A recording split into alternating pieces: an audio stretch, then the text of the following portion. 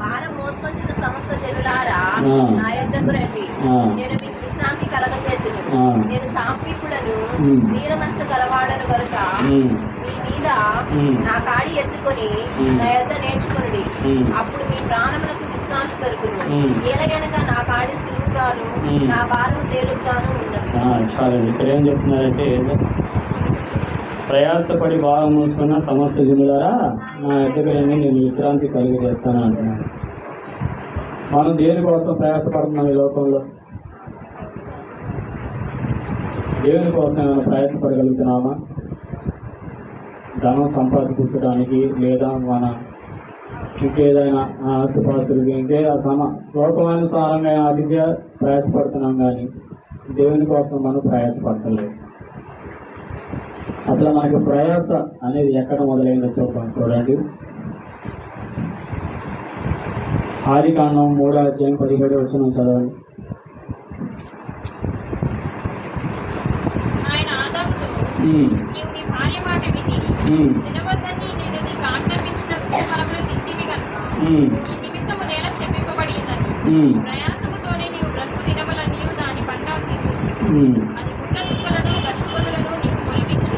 చాలండి. 17 ఏం చెప్తున్నారు అక్కడ?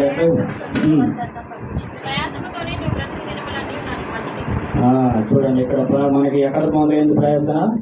అక్కడ ఆదికాండంలోని అవ్వ ఆదాం దగ్గర నుంచే మొదలైంది. ఇక్కడ దేని ద్వారాగా వచ్చింది ప్రయాస అంటే, తినవుతానా పండు ఆదాం చెప్పిన మాట వినలేదు కనుక ప్రయాస వచ్చిందన్నమాట.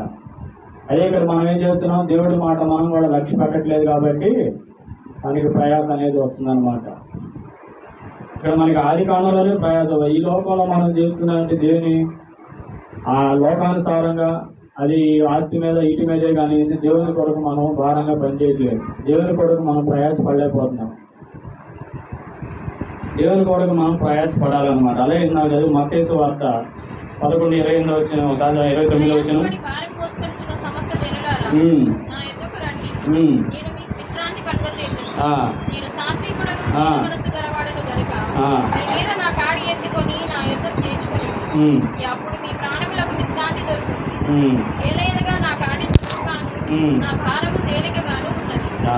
చాలండి.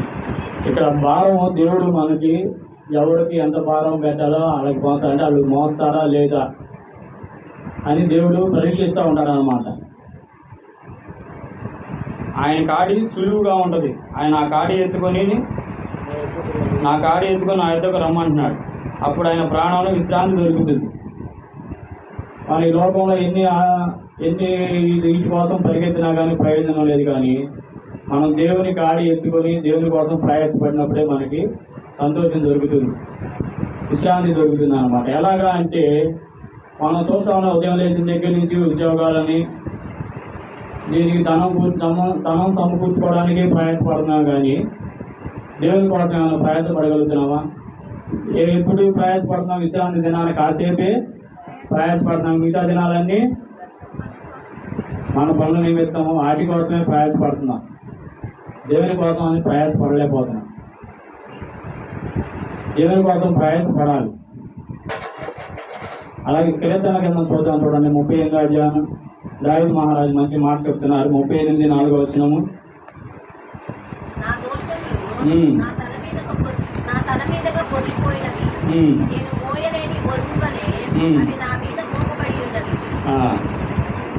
38:4 చదువు.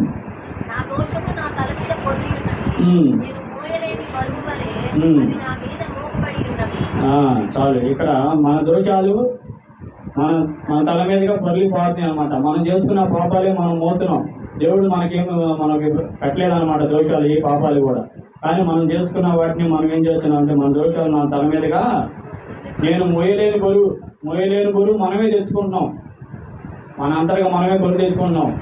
ప్రభు గాడి సులువు, దాన్ని మోయొచ్చు. కానీ మనం ఏం చేస్తున్నామంటే, మన చేతులారా మనం చేసుకొని మన పాపాల ద్వారా కానీ, మన తలంపుల ద్వారా కానీ, మనం చేసే క్రియల ద్వారా కానీ మన యొక్క పాపాలని మనం కాడిలా తెచ్చుకొని మనం వేసుకున్నాం. మోయలేని కాడి మోస్తున్నాం. కానీ ప్రభు యొక్క కాడి చాలా సులువు. ఇక్కడ ఏం చెప్తున్నా చూడండి, మరి నా దోషము బట్టి నా తల మీదుగా కొర్రి ఉన్నవి. మన పాపాలు మన దోషాలే మన మీద పడి ఉన్నాయి. మనం వాటిని తీసివేసుకోలేకపోతున్నాం. వాటిని ప్రభు వారు ఏమని పిలుస్తున్నాడు? ప్రయాసపడి వారం మోసుకున్న సమస్యలు ఉన్నాయి నా యొద్దకు రమ్మంటున్నారు.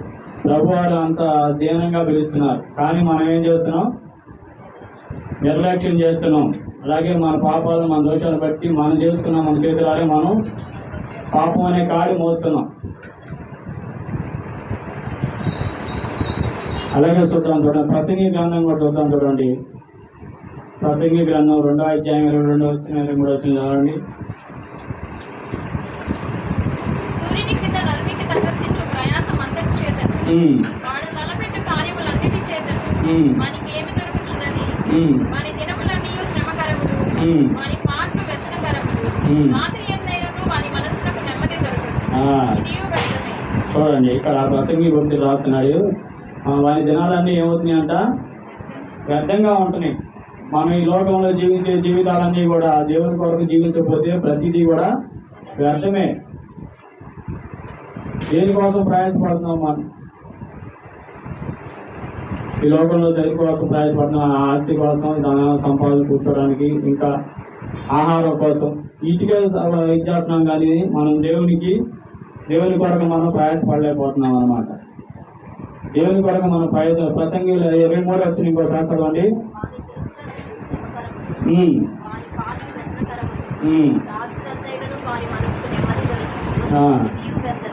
మన ప్రతిదీ ఏది చేసినా కూడా వ్యర్థమే అంటున్నాడు ప్రసంగి భక్తి. నువ్వు దేవుని కోసం కాకుండా ఇతర ఏది చేసినా కానీ మన జనాలన్నీ వ్యర్థమే అంటున్నారు.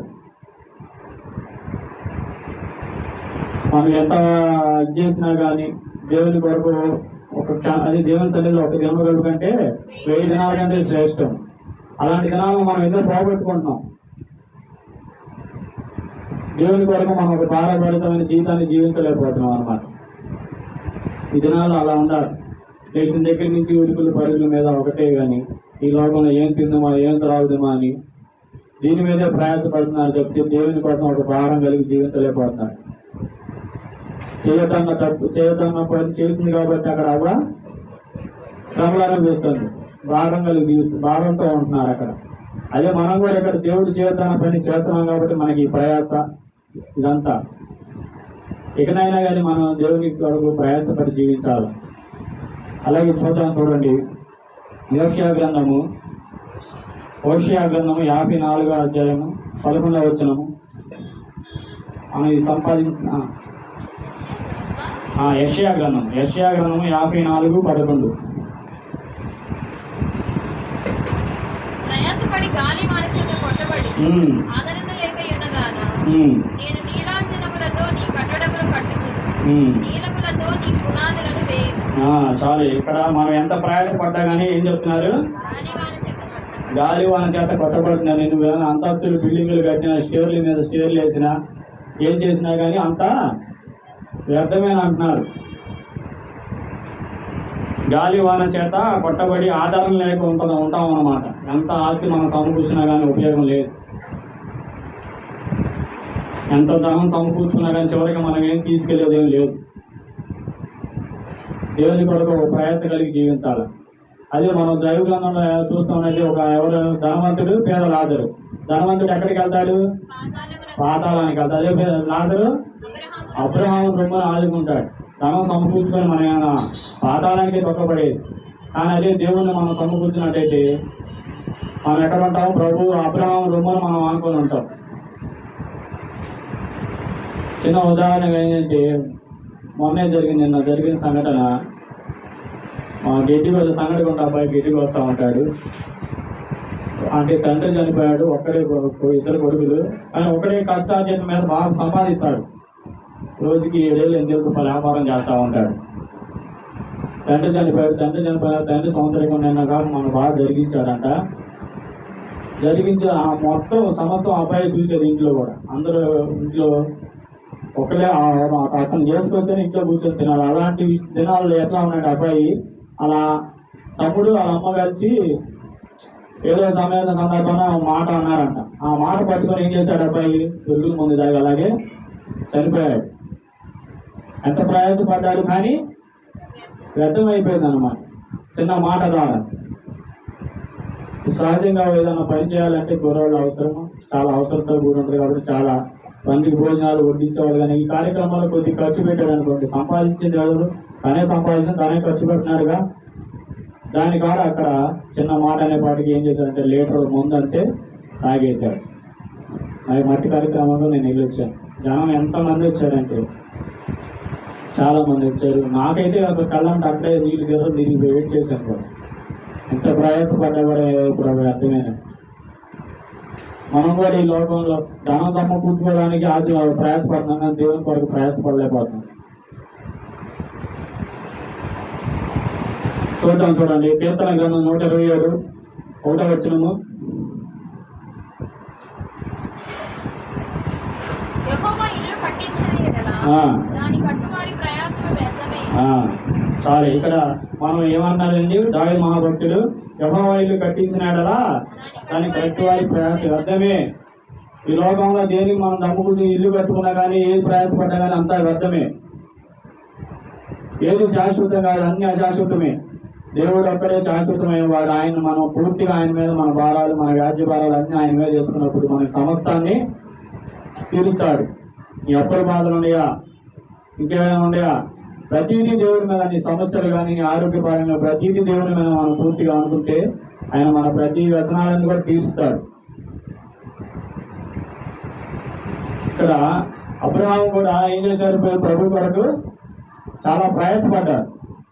దైవగ్రంథంలో చూసిన అబ్రహాం గారు ఏం చేశారు? తన సొంత గృహాన్ని ఇడిచిపెట్టాడు, దేశాన్ని ఇడిచిపెట్టాడు, బంధువులు ఇడిచిపెట్టి ప్రభు కొరకు ఇక్కడ ప్రయాసపడ్డాడా లేదా? ప్రయాసపడ్డ తర్వాత ఏం చేశాడు? ఆశీర్వదించబడ్డాడు. మనం ఈ దినాల్లో ఎలా ఉన్న ప్రభు కొరకు ఆయన తన సొంత కుమారుని కూడా ఇయడానికి వెలితీరలేదన్నమాట. అంత ప్రయాసపడ్డాడు దేవుని కోసం. మనం ఈ దినాల్లో దేవుని కోసం అసలు దేవుని కోసం పనిచేయట్లేదు. దేవుని కోసం ఒక భారం కలిగి జీవించట్లేదు. ఏదో వచ్చి వెళ్ళామంటే ఆచారం వెళ్తున్నామని చెప్తే దేవుని కోసం ఒక భారపడితమైన జీవితాన్ని జీవించాలి. అలాగే చూడండి 1వ కొరింథీయులకు రాసిన పత్రిక 5వ అధ్యాయము 4వ వచనం చదవండి. ఈ గుడారంలోనున్న మనము భారము మోసుకొని ఊరుకుచున్నాము. తీసివేయవలనని కాదు గాని సత్యమైనది జీవము చేత మృంగివేయబడినప్పుడు ఆ నివాసములో దీనిపైన ధరించుకొని కోరుచున్నాము. చాలు 4వ వచనం. ఈ గుడారంలో మనము గుడారంలోనున్న మనము భారం మోసుకొని ఊరుకుచున్నాము. ఇక్కడ మన గుడారంలో ఉంటే మనం ఏం చేసినామంటే ఈ యొక్క లోకానుసారమైన ధనాన్ని కూర్చుకొని మనం మూలుగుతున్నామని చెప్తే, మనం బాధపడుతున్నామని చెప్తే భారం మోసుకొని మూలుగుతున్నాం అంటే మనం ఈ లోకానుసారమైన పాపాన్ని మోసుకొని మూలుగుతున్నాం, కానీ దేవుని కోసం మనం పనిచేయట్లేదు అన్నమాట.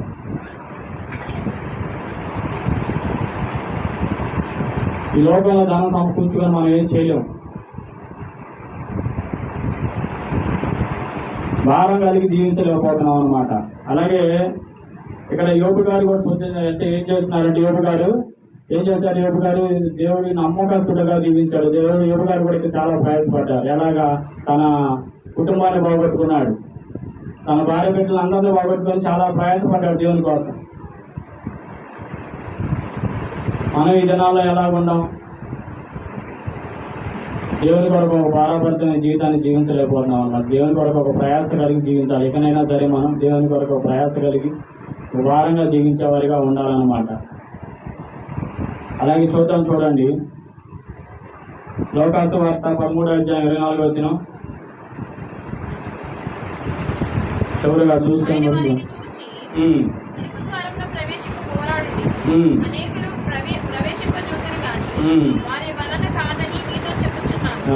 చాలు. ఇక్కడ మనం ఏం చేస్తున్నామంటే లోకానుసారంగా ఇరుగు ద్వారమున పోరాడుతున్నామే కానీ మనకి ప్రవేశిస్తున్నామే కానీ మనం దానివల్ల మనం కాదు అన్నమాట. ఇరుగు ద్వారంలో ప్రవేశించడం సాధ్యమైందా? సూది పెద్దంలో వచ్చి దూరితే సాధ్యమా? కాదు కనుక ఇక్కడ ఏమంటున్నారంటే ఒకసారి చదవండి 24వ వచనము. అనేకులు ప్రవేశింపజూతురు గాని వారి వలన మనం ఇంటి ద్వారంలో చాలా ప్రవేశించాలని ప్రయత్నిస్తాం, కానీ మన వల్ల కాదనమాట. అలాగే మనం దేవుని కోసం ప్రయాసపడాలని ప్రయత్నించినా కానీ కూడా ప్రయత్నిస్తూనే ఉంటాం, కానీ ఏం చేస్తూ ఉంటామంటే సాతానుడు మనల్ని పడేస్తూ ఉంటాడు. కానీ మనం ఏం చేయాలి, ఇరుకు ద్వారాన్ని ప్రవేశిస్తే మనకేం చేస్తాడు, చాలా విశాలత కలిగజేస్తాడు. ఇరుకు ద్వారం నుంచి ప్రవేశించినప్పుడే మనం దేవుని ఎదుర్కొన్నప్పుడే అదే ఇరుకులో నుంచి విశాలత కలిగజేస్తానంటున్నాడు దేవుడు. ఈ లోకానుసారంగా విశాలతలో కాదు, ఇరుకు ద్వారానే ప్రవేశించాలి. ఈ ఉదయకాలం నేను చెప్పేది ఏంటంటే, దేవుని కొరకు ఒక ప్రయాసపడి ఒక భారభరితమైన జీవితాన్ని జీవించే వారిగా ఉండాలి. ఒక అబ్రహాం లాగా, ఒక యోగులాగా. అబ్రహాం గారు తెలుసుగా మీకు ఎంత ఆస్వాదించబడ్డాడు, ప్రభు కొరకు ఎంత ప్రయాసపడి ఆయన చెప్పిన మాట కానీ తీయకుండా. అలాగే యోగు గారు కానీ కూడా ఇక్కడ చూసినట్లయితే ఈ లోకంలో ధనం ఎంత సమకూర్చినా కూడా మనకేం ఫలితం ఉండదండి. దేవుని కొరకు మనం ఒక ప్రయాసపడాలి. దేవుని యొక్క సమాజం, దేవుని వాక్యం కొరకు, దేవుని సంఘం కొరకు, దీని కొరకే మనం ప్రయాసపడాలి. కానీ మీకు దేని కొరకు ప్రయాసపడినా అంత వ్యర్థమే. ఈ యొక్క ఉదయకాల సమయంలో ఈ యొక్క వాక్యాన్ని అందరూ అర్థమైంది అనుకుంటున్నాను. ఏం చెప్పానండి?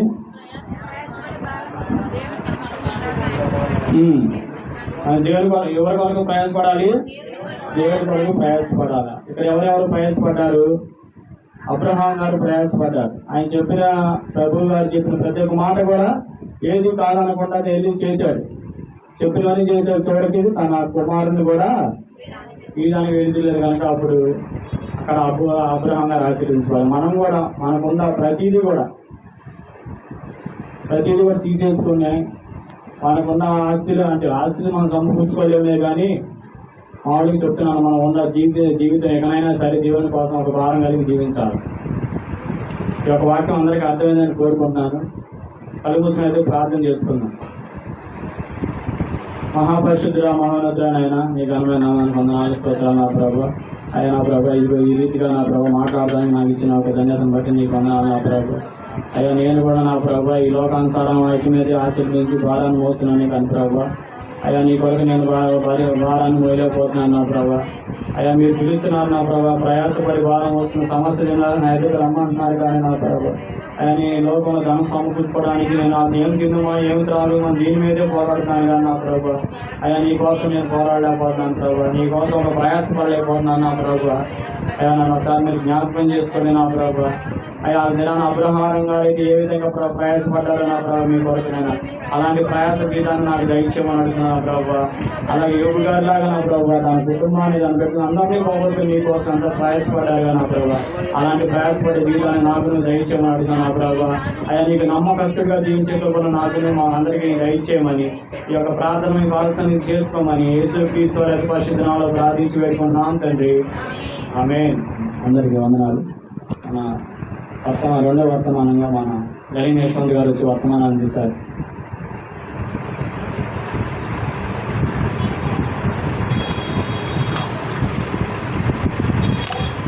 అందరికీ వందనాలండి.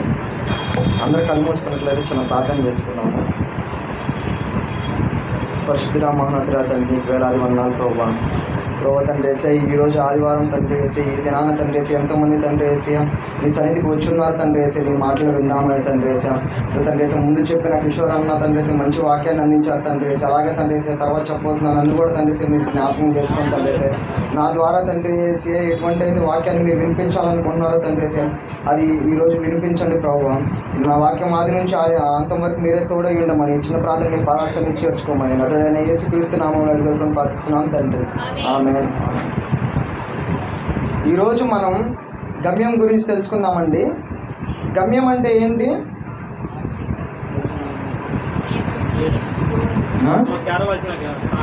మనం చేరవలసిన స్థానం. మన ప్రయాణంలో చివరి మనం ఎక్కడికైతే చేరుకుంటామో అదే మన గమ్యస్థానం. మనం రోజు ఎన్నో మన అవసరాల కోసం కానీ లేదా మన ఉద్యోగాల నిమిత్తం ప్రయాణాలు చేస్తూనే ఉంటాం కదా. ఈరోజు మనం బైబిల్లో చూసుకుందాం ఒక అతన్ని. తను ఏంటంటే తన గమ్యాన్ని కరెక్ట్గా చేరిన వ్యక్తి తనే అండి. బైబిల్లో అంటే చాలామంది ఉన్నారు, కానీ ఈయనేంటంటే ఒక గొప్ప వ్యక్తి. తాను ఏ పని మీద అయితే భూమికి వచ్చాడో ఆ పని కరెక్ట్గా నిర్వర్తించి తన గమ్యాన్ని కరెక్ట్గా చేరుకున్నారు. ఆ వ్యక్తిని మనం చూసుకుందాము. మత్తయి సువార్త 1వ అధ్యాయం 21వ వచనం చూడండి.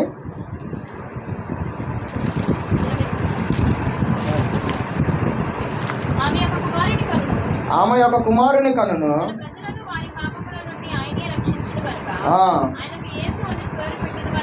చాలండి. ఇక్కడ ఎవరిని చూస్తున్నాం మనము? అందరికీ తెలుసు కదా ఎవరిని చూస్తున్నాం మనం ఇక్కడ? యేసు ప్రభు వారిని చూస్తున్నాం. ఏమని చెప్తుంది ఇక్కడ దేవదూత? ఏం చేస్తారంటే యేసు ప్రభు తన ప్రజలను అంటే మనల్ని ఏం చేస్తాడు? మన పాపాల నుంచి రక్షిస్తాడు. ఏ విధంగా రక్షిస్తాడు? శిలువ మరణం పొంది మన పాపాలన్నీ ఆయన మీద వేసుకొని శిలువ మరణం పొంది మనల్ని రక్షిస్తాడు. ఆయన గమ్యం ఏంటి ఇక్కడ? మన పాపాలను ఆయన మీద వేసుకొని మనల్ని రక్షించడం. ఎట్లా? శిలువ ద్వారా రక్షించడం. ఇక్కడ ఏం ఆయన గమ్యం ఏంటిది? ఇక్కడ శిలువ దగ్గరికి వెళ్ళటమే ఆయన గమ్యం, యేసుప్రభు వారి గమ్యం. అవునా కాదా? ఆయన గమ్యాన్ని ఆయన కరెక్ట్గా చేరారా లేదా? మనందరికీ తెలుసు యేసుప్రభు వారి గురించి. చేరారు కదా. ఆ గమ్యంలో తను ఎన్నో బాధలు పడ్డాడు. ఏం బాధలు పడ్డాడు? సాతాను ద్వారా శోధించబడ్డాడు, ఎన్నో అవమానాలు పడ్డాడు. కానీ తన గమ్యాన్ని ఎప్పుడన్నా మరిచారా? గమ్యాన్ని పక్కన పెట్టి ఇవన్నీ నాకెందుకని ఎప్పుడన్నా ఆలోచించారా యేసుప్రభు వారు? ఆలోచించలేదు. అలానే తన గమ్యానికి చేరే మార్గంలో ఏం చేశాడు తను? యేసుప్రభు గారు ఎంతో మందిని స్వస్థపరిచాడు. దయ్యాలు పట్టి పీడించే వారిని ఏం చేశాడు? దయ్యం నుంచి విడుదల కలుగు చేశాడు. అలానే గుడ్డివాడికి కళ్ళు దయచేశాడు. రక్తస్రావం గల స్త్రీకి స్వస్థపరిచాడు. అలానే చనిపోయిన లాజరు గారిని తిరిగి బ్రతికించాడు.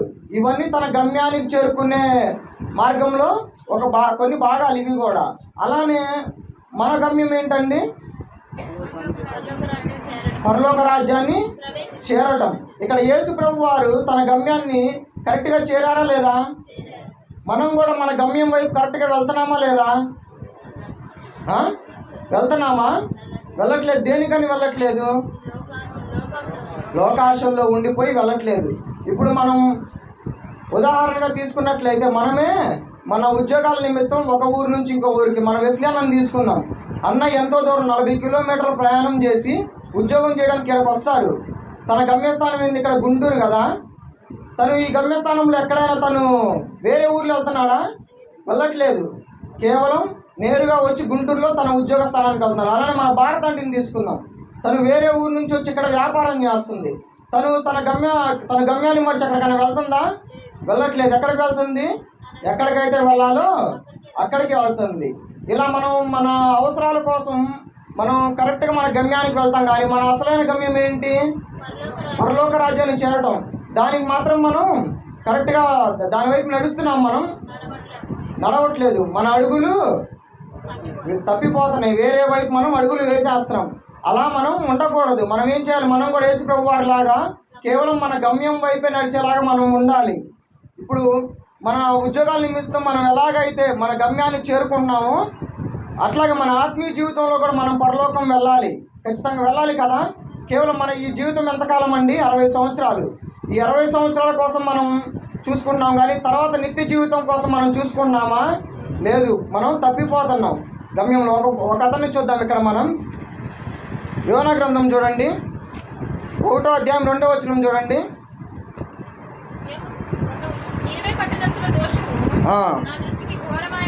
నా దృష్టికి ఘోరమాయను గనుక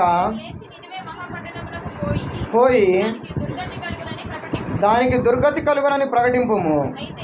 చాలండి. ఇక్కడ ఏం చెప్తున్నాడు దేవుడు యోనా గారికి?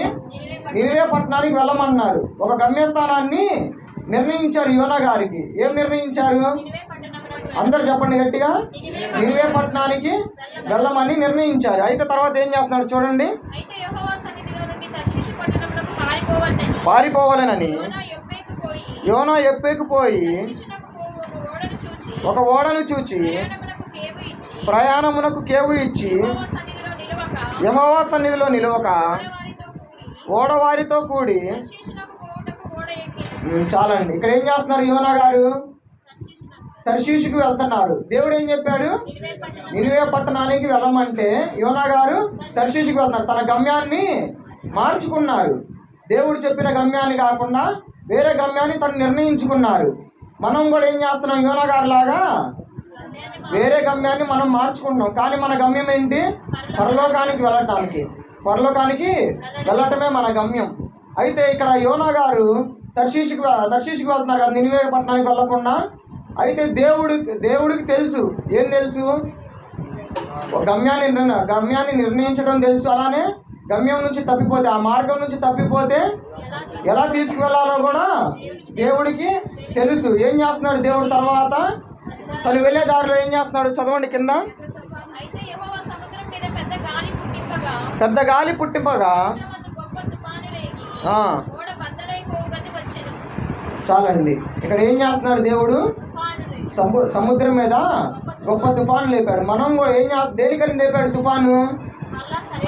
యోనా గారు వేరే మార్గంలో వెళ్తున్నారనే కదా. మనం కూడా మన జీవితంలో ఇప్పుడు దేవుడు నిర్ణయించాడు, అంటే మనం పరలోకానికి వెళ్ళాలి కదా. అటువైపు వెళ్ళాలంటే ఏం చేయాలి? దేవుడు చెప్పిన మార్గంలో మనం నడవాలి. మనం అలా కాకుండా ఈ లోకానుసారంగా వెళ్తూ ఉంటాం. అప్పుడు ఏమైంది? మన జీవితంలో ఎన్నో బాధలు వస్తాయి మనకి. అవే ఈ తుఫాన్లు. ఆరోగ్య సమస్యలు వస్తాయి, అలానే అప్పుల బాధలు, లేదా ఇంకా వేరేది ఏదైనా. ఏమనుకుంటాం? నాకే దేవుడు బాధలు పెట్టాడు అనుకుంటాం. ఆ సమయంలో దేనికని ఆ బాధలు వచ్చినాయి? మర్చిపోయి ఈ లోకం వైపు మనం వెళ్ళటం వల్లనే కదా అవి వచ్చినాయి, అంతే కదా. అదే దేవుడు చెప్పిన వైపు మనం నడుస్తూ ఉంటే మనకు వస్తే ఇవన్నీ రావు. ఇక్కడ యోనా గారు కూడా దేవుడు చెప్పిన వైపు వెళ్ళకుండా వేరే వైపు వెళ్తున్నాడు. కాబట్టే తను ఉన్న ఓడ, తన మార్గంలో ఏమైంది? పెద్ద తుఫాను ఒకటి వచ్చింది. ఓడ బద్దలయ్యేంత తుఫాను వచ్చిందంట. అవునా కాదా? అవును. మనం కూడా మన జీవితంలో అట్లా వెళ్ళిపోతూ ఉంటామండి. మనకు ఒక గమ్యం అనేది ఉండదు. ఇప్పుడు మనం అంటాం యోనా గారికి అయితే దేవుడు చెప్పాడు అటువైపు వెళ్ళమని, నాకు అట్లా ఏం చెప్పలేదు అనుకుంటాం మనం. అవునా కాదా? కానీ అది నిజమేనా? మనకు దేవుడు ఏం చెప్పాడు? బైబిల్ ద్వారా అన్నీ చెప్తానే ఉంటాడు. ఈ బైబిల్లో ఉంది మనం ఎక్కడికి వెళ్ళాలని కూడా. అవునా కాదా? కాబట్టి మనం ఏం చేయాలి? ఈ బైబిల్ని ఫాలో అవ్వాలి. బైబిల్ అంటే ఏంటి? బైబిల్ అనేది ఒక రూట్ మ్యాప్ అండి. దేనికి రూట్ మ్యాప్? పరలోకానికి దారి చూపే ఒక రూట్ మ్యాప్. ఇప్పుడు మన ఫోన్లో ఉన్న గూగుల్ మ్యాప్స్ కానీ లేదా ఏదైనా కానీ మనల్ని ఏదో ఒక విషయంలో దారి తప్పేలాగా చేస్తాయి. మనం వెళ్ళే మార్గాన్ని కరెక్ట్గా చూపిలేవు. కానీ బైబిల్ మాత్రం పరలోకానికి ఎలా వెళ్ళాలనేది క్లియర్గా చూపిస్తుందా లేదా? ఖచ్చితంగా. ఎక్కడా తేడా అనేది ఉండదు. కాబట్టి మనం ఏం చేయాలి? బైబిల్ని ఫాలో అయితే మనం ఎక్కడికి వెళ్తాము? పరలోకానికి వెళ్తాం కరెక్ట్గా. బైబిల్లో చెప్పబడిన వాక్య ప్రకారం మనం జీవిస్తే ఎక్కడికి వెళ్తాము? మన గమ్యానికి మనం కరెక్ట్గా వెళ్తాము. అవునా కాదా? ఎంతమంది దగ్గర ఉందండి బైబిల్? అందరి దగ్గర ఉందా లేదా? అందరి దగ్గర ఖచ్చితంగా బైబిల్ అనేది ఉండాలి. దేనికంటే బైబిల్ అంటే ఏంటి? ఒక రూట్ మ్యాప్, మనకి పరలోకానికి దారి చూపించే ఒక రూట్ మ్యాప్ అండి. అందుకని బైబిల్ని ఖచ్చితంగా మనం మెయింటైన్ చేయాలి. తర్వాత చూద్దాం. అదే 1వ అధ్యాయం 11వ వచనం చూడండి.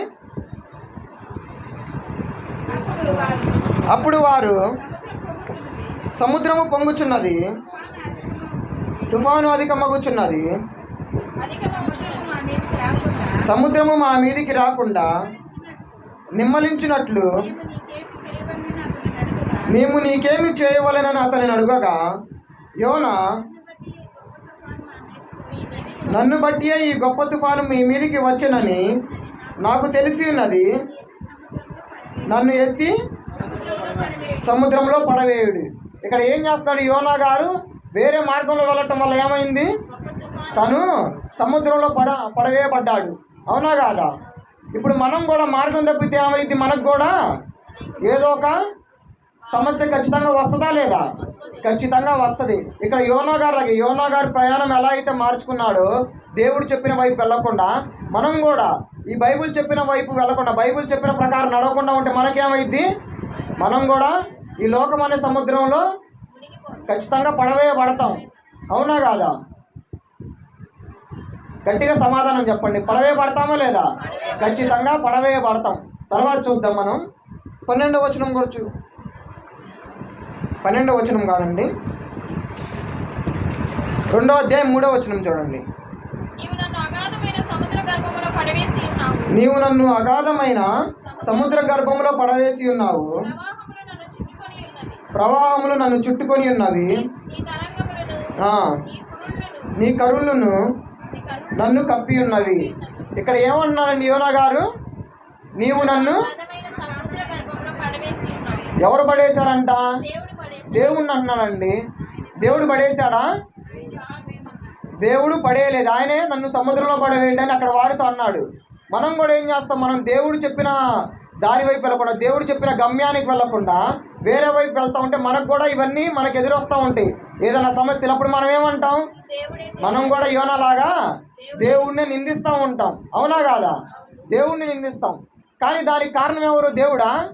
కాదు, మనమే. కేవలం మనమే దేవుడు చెప్పిన వైపు వెళ్ళకుండా మన సొంత మార్గంలో మనం వెళ్తా మనమే ఇవన్నీ కొని తెచ్చుకుంటా చివరికి ఎవరు నిందిస్తున్నాం? దేవుడిని నిందిస్తున్నామండి. ఇది కరెక్టేనా? కరెక్ట్ కాదు. ఇవన్నీ ఇట్లా రాకూడదంటే మనం ఏం చేయాలి? దేవుడు చెప్పిన వైపు మనం వెళ్ళాలి. మనం వెళ్ళకపోతే ఏమైద్ది? దేవుడికి తెలుసు మనల్ని అట్లా ఆ గమ్యానికి చేర్చాలో, ఎట్లా మనల్ని అటువైపు తిప్పాలో దేవుడికి తెలుసు.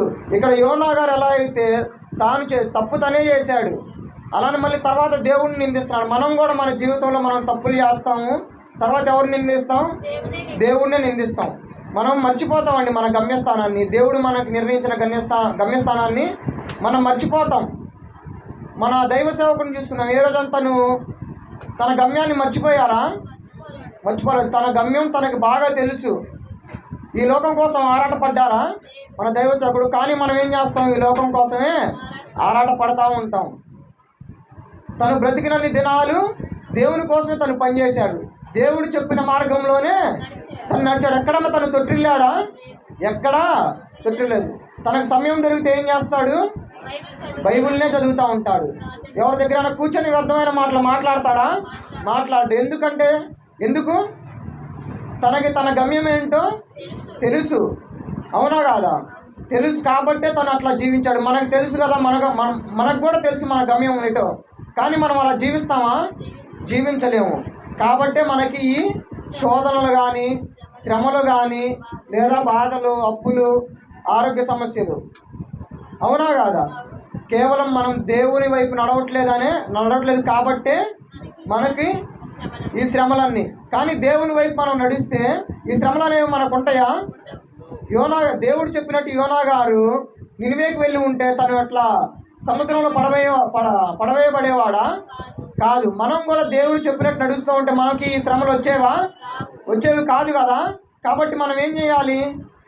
దేవుని చెప్పిన మార్గంలో మనము నడవాలి. అప్పుడే మనకి ఈ శ్రమలు అనేవి రావు. అలానే మనం చూసుకున్నాము యోహాను సువార్త 14వ అధ్యాయం 6వ వచనము.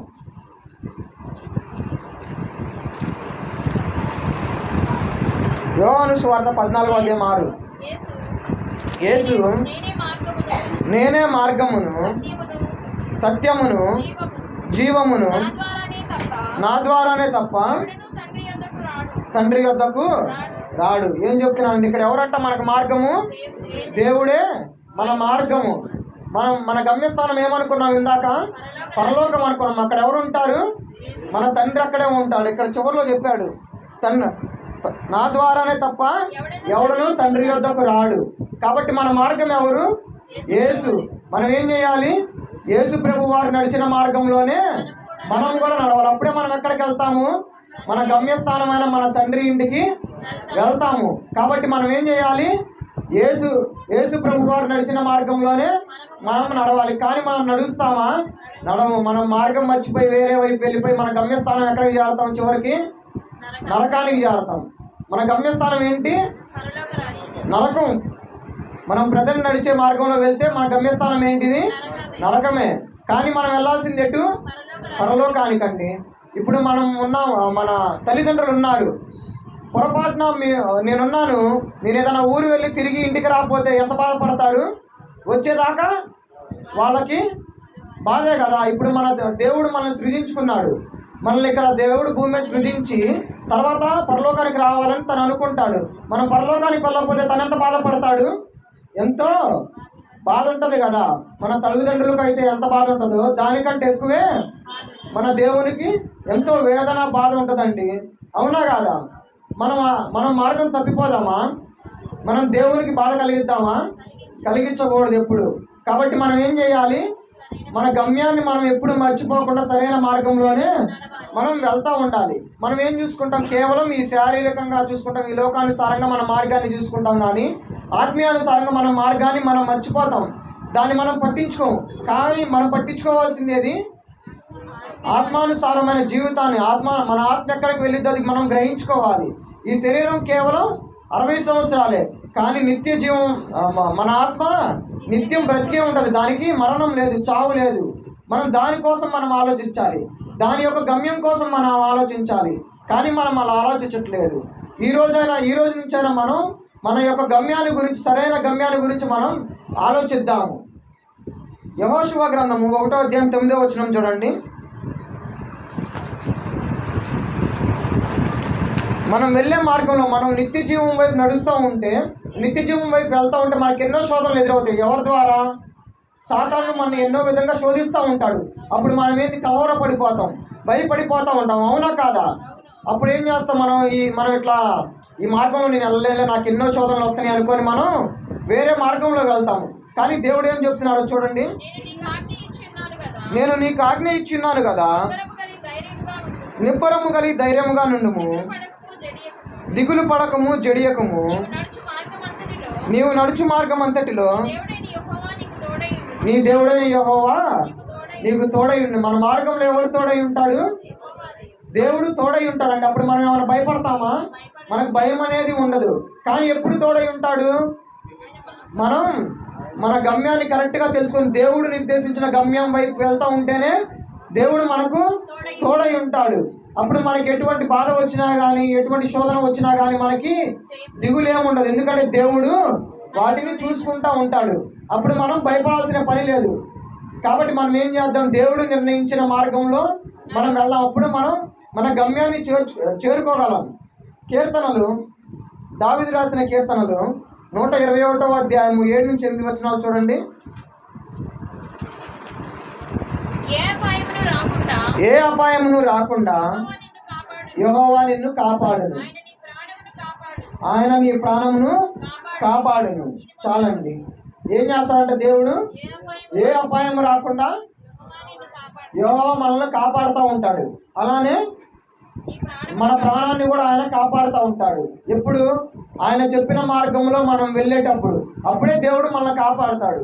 ఇప్పుడు మనం మన ప్రాణాల్లో వెళ్తూ ఉంటాము. మనం సేఫ్గా వెళ్ళిన అవతల వాళ్ళు కరెక్ట్గా వస్తారా? రారు. నేను జాగ్రత్తగానే వెళ్తున్నానులే అని మనం అనుకుంటూ ఉంటాం. కానీ మనకి ప్రమాదం ఎక్కడి నుంచి వచ్చిద్ది? పక్కన వారి నుంచి కూడా రావచ్చు. ఎప్పుడు? అది మనం దేవుని మీద ఆధారపడకుండా వెళ్తూ ఉంటే. కానీ మనం దేవుని మీద ఆధారపడి వెళ్తే అట్లా ఉంటుందా? అట్లా ఉండదు. దేవుడు మన ప్రాణాలని కాపాడుతాడు. కాబట్టి మనం ఏం చేయాలి? మనం వెళ్ళేటప్పుడు దేవుని ప్రార్థించుకోవాలి. మనం వెళ్ళే మన ప్రయాణాన్ని దేవునికి వదిలేయాలి. అలానే చివరిగా కీర్తనలో 23వ అధ్యాయం 3-4 వచనాలు చూడండి.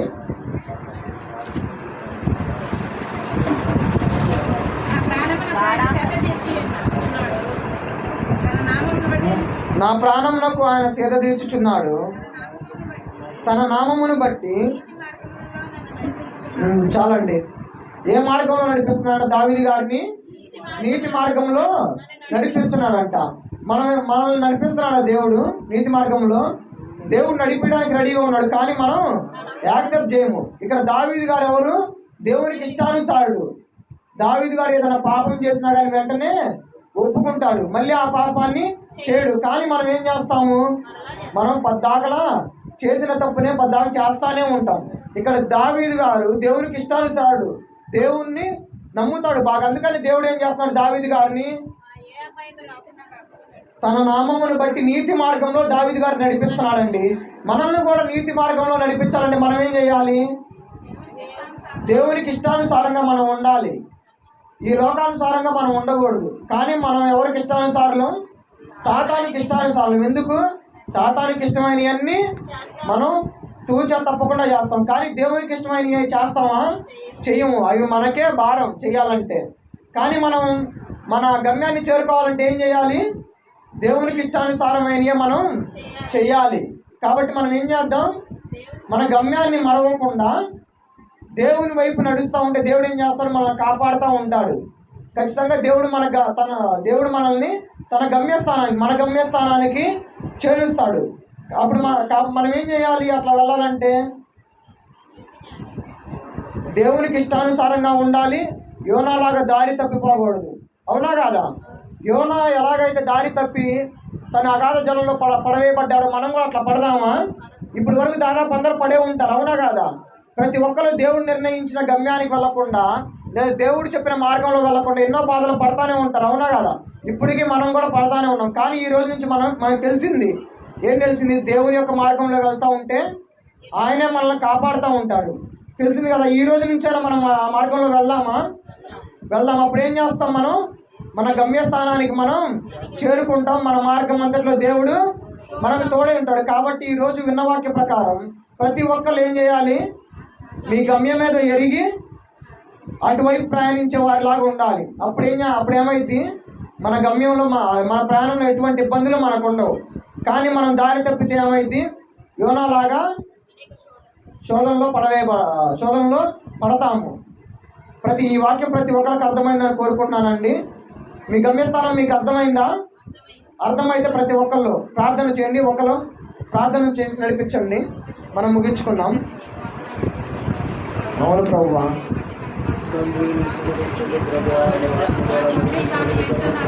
అవును ప్రభువా,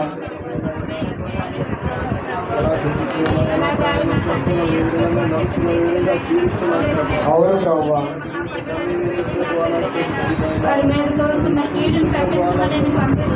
అవును ప్రభువా, అవును ప్రభువా, అయినప్పటికీ నా తండ్రి నన్ను ప్రేమించిన ప్రజలు నశించుకోకుండా ఉండాలంటే అవును ప్రభువా,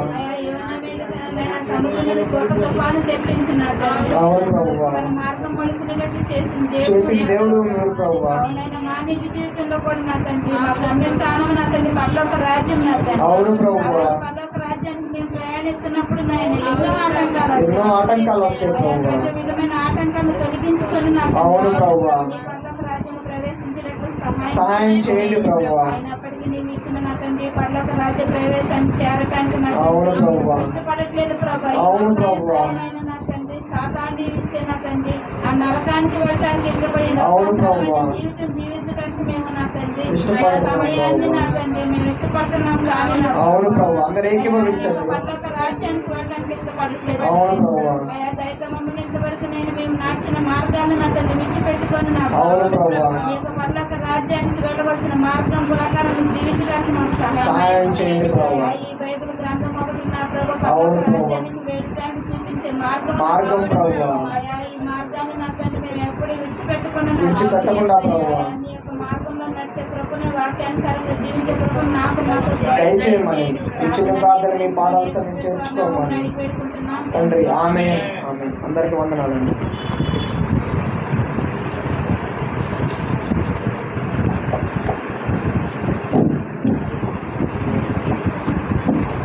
మంచి వర్తమానం అందించిన మన విలీనేశ్వర్ గారి వందనాలు తెలియజేసుకుంటున్నాను. మన జీవిత గమ్యం ఏంటండి? దేవుని వైపు చూడాలి. దేవుని వైపు మనం గడువెత్తాలన్నమాట. మన రూట్ మ్యాప్ ఏదండి? బైబిల్ గ్రంథం. Okay, very good. నెక్స్ట్గా మన ఎజ్రా శాస్త్రి వచ్చి వర్తమానం అందిస్తారు.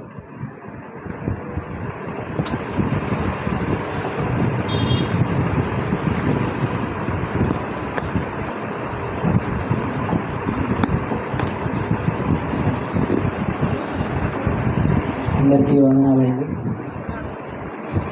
చిన్న ప్రార్థన చేసుకుని వాటి కళ్ళు మూసుకొని తలలోంచి ప్రేమలు మా నాయన కృపగల మా తండ్రి మీ బంగారు పాదాలు వందనాలు స్తోత్రాలయ్యా. దేవా, గత పునరుద్ధాన దినం నుంచి ప్రభావి పునరుద్ధాన దినం వరకు రెక్కల చాట భద్రపరిచి లాభం దయచేసిన విధానాన్ని బట్టి నీకు వందనాలు స్తోత్రాలు తండ్రి. దేవా, ఈ దినాల ప్రభావ పునరుద్ధాన దినం రోజు ప్రభావ మీ సన్నిధిలో వచ్చేది మనం స్థితించిన మీరు చూపిన కృపను బట్టి మీకు వందనాలు స్తోత్రాలు తండ్రి. ఇంతవరకు నాయన పాటల్లోని వాక్య భాగంలో మీరే తోడుగా నడిపించిన విధానాన్ని బట్టి మీకు వందనాలు స్తోత్రాలు తండ్రి. కానీ ఈ సమయంలో ప్రభు ఇక్కడ నుంచి మాట్లాడుతుండగా మీ నోటి బోరుగా వాడుకోమని అడుగుతున్నాను తండ్రి. పరిశుద్ధాత్మ శక్తిని దయచేయమని అడుగుతున్నాను తండ్రి. బిడ్డలకి అర్థమయ్యేలాగా చెప్పేలా సహాయం దయచేయమని అడుగుతున్నాను దేవా. నా హృదయంలో భద్రపరిచిన వాళ్ళగా ఉండడానికి సహాయం దయచేయమని అడుగుతున్నాను. ఎటువంటి నిద్రాత్మ ఇక్కడ లేకుండా నేను బంధించమని అడుగుతున్నాను దేవా. నాయన ఇచ్చిన ప్రార్థన సన్నిధిలో చేర్చుకోమని అడుగుతున్నాను. నజరుడైన యేసుక్రీస్తు పరిశుద్ధ నామములో ప్రార్థన చేసి అడిగి వేడుకుంటున్నాం తండ్రి. ఆమేన్.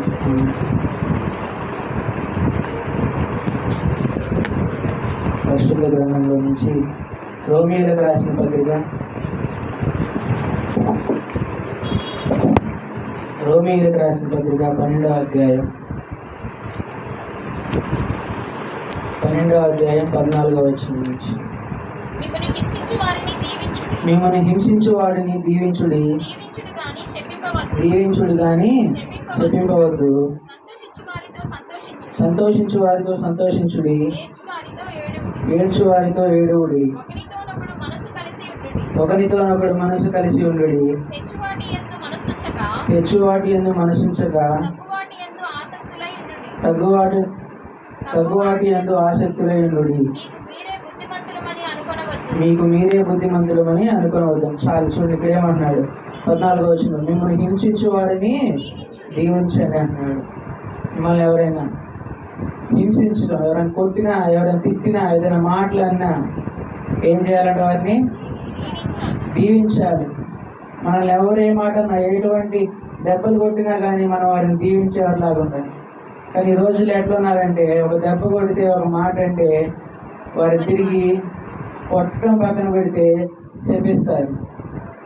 నువ్వు అట్లా అయిపోతావు, ఇట్లా అయిపోతావు, నీ కాళ్ళు అట్టవుతాయి, నీ చేతులు ఎట్టవుతాయి కదా.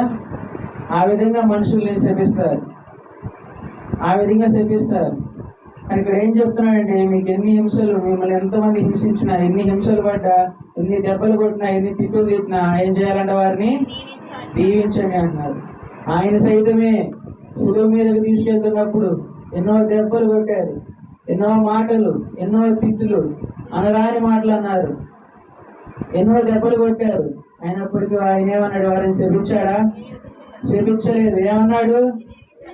వీరేమి చేస్తున్నారు, వీరు ఎరుగరు కనుక క్షమించండి అన్నారు. ఆ విధంగా మనం కూడా ఏం చేయాలంటే మనం కొడుతున్న వారిని, మనం తిడుతున్నా, మనల్ని ఎవరైనా చేస్తున్నా కానీ వారు శపించే వారిలాగా ఉండకూడదు. కానీ ఏం చేయాలంట? దీవించాలి, వారిని దీవించాలి. మీ కుటుంబాన్ని దేవుడు దీవించును గాక, నిన్ను దేవుడు దీవించును గాక, నువ్వు చేసే పని, నువ్వు ఉద్యోగాన్ని దేవుడు దీవించును గాక అని చెప్పి వారిని దీవించాలి. హింసించే వారిని ఏం చేయాలంట?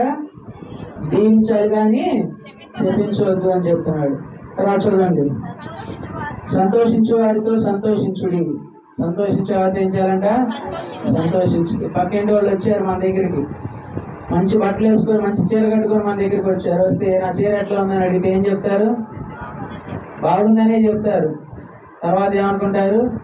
చీరే బాగుంది, నువ్వు కట్టుకోవడం వల్ల బాగాల, నేను కట్టుకుంటే బాగుంటుంది అంటారు కదా. చీర బాగుంది, అది నువ్వు కట్టుకోవడం వల్ల బాగాల, నేను కట్టుకుంటే బాగుండేది అంటారు అనుకుంటారు. సంతోషించేవాళ్ళు సంతోషించాలి. ఈ విధంగా ఎంతో మంది సంతోషంగా తన కుటుంబాన్ని కట్టుకుంటుంటే చూసి వచ్చుకోలేదు చాలా. సంతోషంగా ఒక ఇల్లు కట్టుకుంటుంటే చూసి వచ్చుకోలేదు చాలా మంది. సంతోషంగా ఒక సంఘం కట్టబడుతుందంటే దాన్ని చూసి వచ్చుకోలేదు చాలా మంది. సంతోషంగా కుటుంబం అంతా జరుగుతుంది, సంతోషంగా వారి ప్రయాణం వెళ్తుంది, సంతోషంగా వారు ఉద్యోగం చేసుకుంటున్నారు అంటే వారిని చూసి ఓర్చుకోలేరు, వారిని చూసి ఓర్చుకోలేరు చాలా మంది. ఈ విధంగా భార్యాభర్తల మధ్యలో కూడా ఎన్నో రకమైన గొడవలు, ఎన్నో రకమైన చిన్న చిన్న సమస్యలు ఎన్నో చూస్తున్నాం. భర్తకి ఒక కూర ఇష్టమైంది అనుకో, భర్త అన్నం తిన్నాక భార్య అడుగుతుంది, నీ కూర నచ్చిందా అని అడిగితే భర్త ఏమంటాడు? నచ్చలేదు, మా అమ్మ చేసినట్టు లేదంటాడు. మా అమ్మ చేసినట్టు లేదంటాడు. ఆయన వాళ్ళ అమ్మ చేతికి వంటకి అలవాటు పడి ఉన్నాడు కాబట్టి ఆ వంటలు నచ్చవు ఆయనకి, ఆ వంటలు నచ్చవు ఆయనకి. నచ్చక ఏం చేస్తారంటే ఆ భార్య ఏమని తీసరిలే, నువ్వు ఇంటికి వెళ్ళి మీ అమ్మ దగ్గర వండుకొని తినిపో, మీ అమ్మ చేతులు పెట్టించుకొని తినిపో అంటారు కదా. కానీ నిజంగా అయితే అట్లా అనకూడదు, అట్లా అనకూడదు. అక్కడికి వెళ్ళి వండించుకొని తినిపో అనకూడదు. ఆ భర్త వాళ్ళ అమ్మకు ఫోన్ చేసి నువ్వే ఎట్లా చేసేదాన్ని వంట అని తెలుసుకొని ఆ భర్తకి ఇష్టం వచ్చినట్టుగా వండి పెట్టాలి. ఆ విధంగా చేసుకుంటే ఆ కుటుంబం సంతోషంగా, భార్యాభర్తల మధ్య గొడవలు లేకుండా సంతోషంగా ప్రయాణం సాగింది. అట్లా కాకుండా నువ్వు ఆడికి వెళ్ళి తినిపో, నేను ఇక్కడ తింటాను, నేను మా ఇంటికి వెళ్ళి తింటాను, మీ ఇంటికి వెళ్ళి తినిపో అంటే ఎట్లా ఉంటుంది? కుటుంబంలో సంతోషం ఉండదు, సమాధానం ఉండదు. ఇలాంటి చిన్న చిన్న ఇబ్బందులతోనే ఆ కుటుంబం ముందుకు సాగింది, కానీ ఆ కుటుంబం సంతోషంగా సాగలేదు. ఈ విధంగా భర్త కూడా ఏదైనా ఉద్యోగం చేసుకోవడానికి బయటికి వెళ్తున్నాడు అంటే చక్కగా బయటికి వెళ్తున్నప్పుడు సంతోషంగా సాగనంపాలి, సంతోషంగా మంచిగా వెళ్దామని చెప్పి చక్కగా పంపించాలి. అట్లా పంపిస్తే చక్కగా ఆయన నేరుగా వెళ్ళి ఉద్యోగం చేసుకొని వస్తాడు. అట్లా కాకుండా ఆయన ఉద్యోగానికి వెళ్ళే దానికి చిరుబుర్లు ఆడతా, చీ కొడతా, అటు ఈ దేశ డిసిరేసి ఆ గిన్నె డిసిరేస్తే ఏడకెళ్తాడండి? ఆయన గమ్యస్థానం మారితే ఏడకెళ్తాడు? వైన్ షాప్కి వెళ్ళి కూర్చుంటాడు. వెళ్ళి కూర్చొని సాయంత్రం దాకా తాగుతానే ఉంటాడు, సాయంత్రం దాకా తాగి వస్తానే ఉంటాడు. నిజంగా చెప్పాలంటే సగం కారణం పురుషులు ముందు తాగడానికి కారణం స్త్రీలే, తెలుసా? స్త్రీలే అనొచ్చు, మేము తాగమన్నామా అంటారేమో. మీరు తాగమని చెప్పవసరం లేదు. మీరు ఇసిరేసే గిన్నెలు బట్టి అర్థమైపోయింది, మీరు ఇసిరేసే డేక్షాలను బట్టి వాళ్ళకి అర్థమైపోయింది.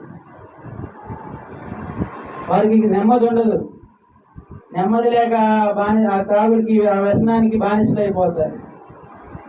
అట్లా కాకుండా ఒకరినొకరు అర్థం చేసుకొని చక్కగా వారు ఒకరితో ఒకరు మాట్లాడుకొని, ఎటువంటి సమస్య ఉన్నా కానీ వారు కూర్చొని మాట్లాడుకొని వారు దాని గురించి ఇద్దరు కలిసి ప్రార్థన చేసుకుంటే ఆ కుటుంబంలో సంతోషం ఉంటుంది, సమాధానం ఉంటుంది.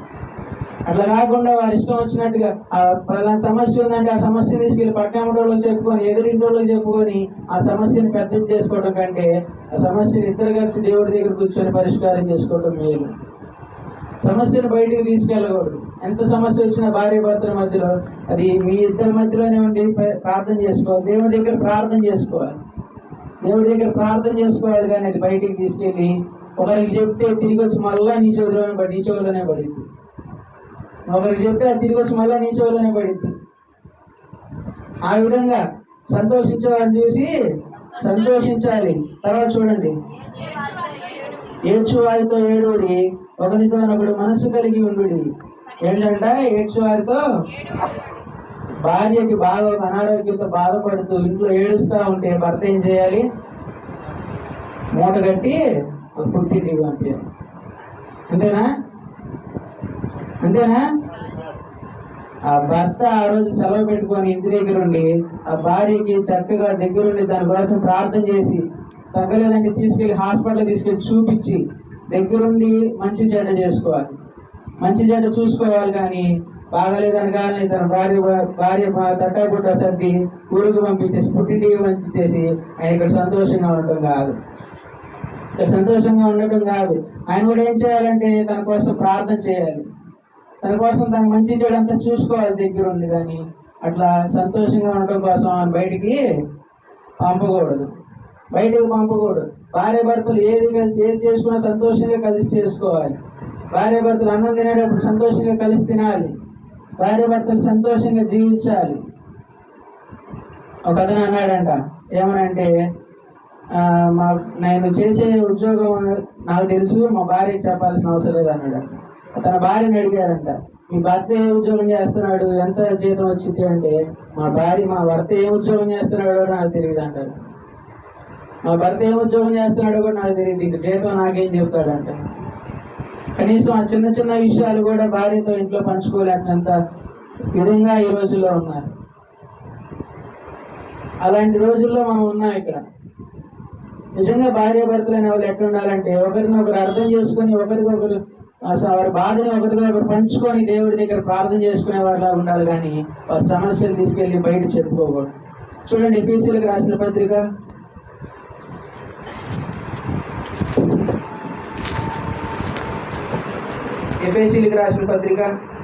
5వ అధ్యాయం 28వ వచనం. అటువలనే పురుషులు కూడా సొంత శరీరం వలె తన భార్యలను ప్రేమింప బద్ధులై ఉన్నారు. తన భార్యలను ప్రేమించువాడు తన ప్రేమించుకొంచున్నాడు. చాలు. ఏం చేయాలంటే తన సొంత శరీరం లాగా తన భార్యను కూడా ప్రేమించాలంట. భార్య కూడా తన సొంత శరీరం లాగా తన భర్తని ప్రేమించాలి. సొంత శరీరాన్ని తనని తాను ప్రేమించుకున్నట్టుగా తన భార్యని భర్తను కూడా ప్రేమించాలి. కానీ నువ్వు అట్లా ఉండు ఇట్లా ఉండు అనకూడదు. ఒక అతను అన్నాడంట, నేను అన్నం తిని పడుకున్న దాకా నా కాళ్ళు ఎత్తి ఆ తర్వాత నువ్వు అన్నం తిని పడుకో అన్నాడంట. నేను అన్నం తినేదాకా నాకు అన్నం వడ్డించి తర్వాత నేను పడుకున్నప్పుడు నా కాళ్ళు ఎత్తి నేను నిద్రపోయిన తర్వాత నువ్వు అన్నం వేసుకొని తిని అన్నాడంట. ఆ విధంగా ఉండకూడదు. భార్యాభర్తలు అనేవి కలిసి చేసుకోవాలి, కలిసి తినాలి, కలిసి సంతోషంగా దేవుని దగ్గర ఆరాధించుకునేవారిలాగా ఉండాలి. కానీ ఒకరికొకరు పొంతం లేకుండా ఉండకూడదు. ఆయన పడుకునేదాకా కాళ్ళు పెట్టాలంటే మళ్ళీ ఆయన లేచేలో పొద్దున్నే కాఫీ తీసుకుని ఆయన ముందు నుంచోవాలంట. అలాంటి మనుషులు ఉంటున్నారు ఈ రోజుల్లో, అలాంటి మనుషులు ఉంటున్నారు ఈ రోజుల్లో. కానీ అట్లా కాదు ఉండాల్సింది. ఇద్దరు కలిసి దేవుడి సన్నిధిలో గడిపేవారిలాగా ఉండాలి, ఇద్దరు కలిసి దేవుడి సన్నిధిలో ఆరాధించేవారిలాగా ఉండాలి. కానీ ఒకరి మీద ఒకరు వంతులు వేసుకొని ఒకరి మీద ఒకరు పంతులు ఉంచుకోకూడదు. చూడండి ఇక్కడ రోమీయులకు రాసిన పత్రిక 17వ అధ్యాయం. హెచ్చువాటి ఎందు 17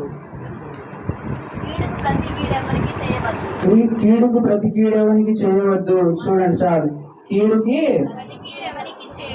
ఎవరు చేయవద్దు. కీడు మనకి ఎవరైనా కీడు చేస్తే మనకు ఏం చేయాలి? మనం వాళ్ళకి మేలు చేయాలి.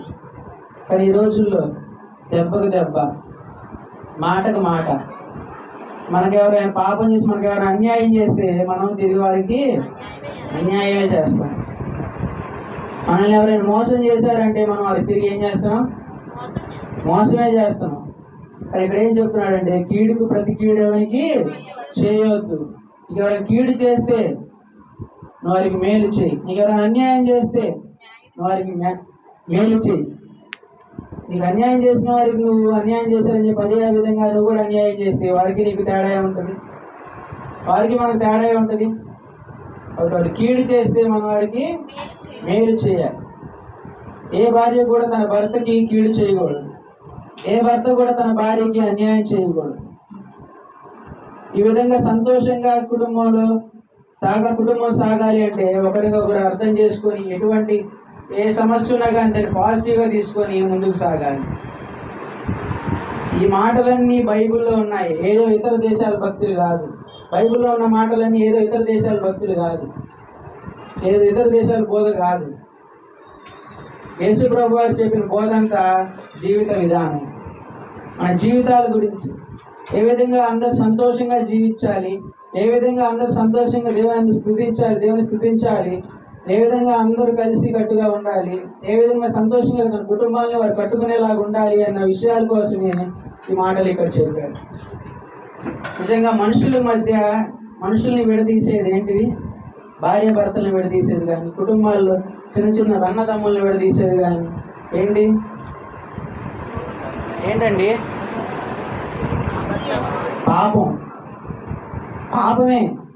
పాపమే మనుషుల్ని విడదీస్తుంది, విభజించేది పాపమే.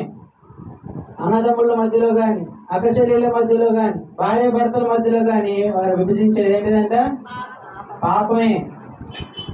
చూద్దాం, మనం బైబిల్ గ్రంథంలో చూద్దాం. ఆదామును మొదట చేశాడా, హవ్వను ముందు చేశాడా? చూడండి, ఆదికాండం 2వ అధ్యాయం 7వ వచనం. దేవుడైన యెహోవా నేల మట్టితో నరుని నిర్మించి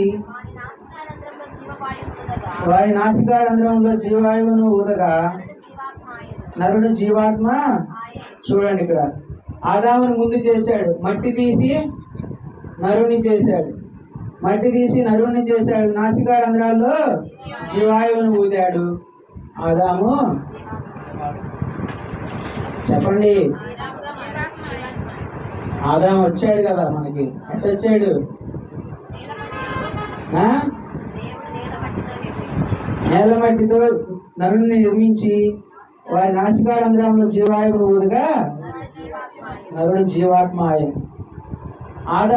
ఆదాము తీసుకురాకముందే ఆదాముకు కావాల్సినంత ఏర్పరిచాడు. ముందుగా ఆదాముని తీసుకురాకముందే ఆదాముకు కావాల్సినంత సమకూర్చి, ఆదాము నివసించడానికి కావాల్సినంత సమకూర్చిన తర్వాతనే ఆదాముని తీసుకొచ్చాడు కదా. ఆదాము కావాల్సినంత ఇచ్చిన తర్వాతనే ఆదాముని తీసుకొచ్చిన తర్వాత ఆదాము ఇదంతా నీదే, ఆనందంగా జీవించు, సంతోషంగా ఉండు. ఇక్కడ ఉన్నాయని నువ్వు రమ్మంటే వస్తాయి, నువ్వు పొమ్మంటే పోతాయి. నువ్వు చెప్పిందే ఇక్కడ ఉన్నాయని నీ వింటాయని చెప్పి ఆదాము వారికి చెప్పారు. యేసు ప్రభు ఆయనకి చెప్పారు, అక్కడ ఆదాముకు చెప్పాడు, రమ్మంటే వస్తాయి, నువ్వు పొమ్మంటే పోతాయి, నువ్వు ఏం చెప్తే అది చేస్తాయి అని చెప్పి చెప్పాడు. అక్కడున్న వాటన్నిటికి కూడా ఆదామే పేర్లు పెట్టాడు. అక్కడున్న వాటన్నిటికీ ఆదామే పేర్లు పెట్టాడు. అక్కడున్న జంతువులు కానీ పక్షులు కానీ వాటన్నిటితో ఆదాము సంతోషంగా గడుపుతున్నాడు. వాటన్నిటితో సంతోషంగా గడుపుతున్నప్పటికీ ఆదాము ఒంటరిగా ఉన్నాడని చెప్పి ఆయన గమనించాడు. ఆదాము ఒంటరిగా ఉన్నాడని చెప్పి ఆయన గమనించాడు. వాటితో ఎంత సంతోషంగా గడుపుతూ ఎంత చక్కగా టైం వాటితో స్పెండ్ చేస్తున్నా కానీ ఆయన అవేవి జంతువులు కానీ ఆ పక్షులు కానీ ఏవి ఆయనకు సహకారంగా లేవు. అవేవి ఆయనకు సహకారంగా లేకపోయేసరికి తనకి ఒక తోడు ఇవ్వాలని చెప్పి ఏం చేశాడు? అవ్వని చూడండి ఇక్కడ అప్పుడు దేవుడైన యెహోవా ఆ. ఆదాముకు గాఢ నిద్ర కలుగ చేసి అతడు నిద్రించినప్పుడు అతడి పక్కటెముకలలో ఒక దాన్ని తీసి ప్రకటనలో ఒక దాన్ని తీసి ఆ చోటున మాంసంతో పూడ్చివేశాను. చాలు చూడండి ఇక్కడ ఏం చేశాడు? గాఢ నిద్ర కలుగు చేశాడు ఆదాము.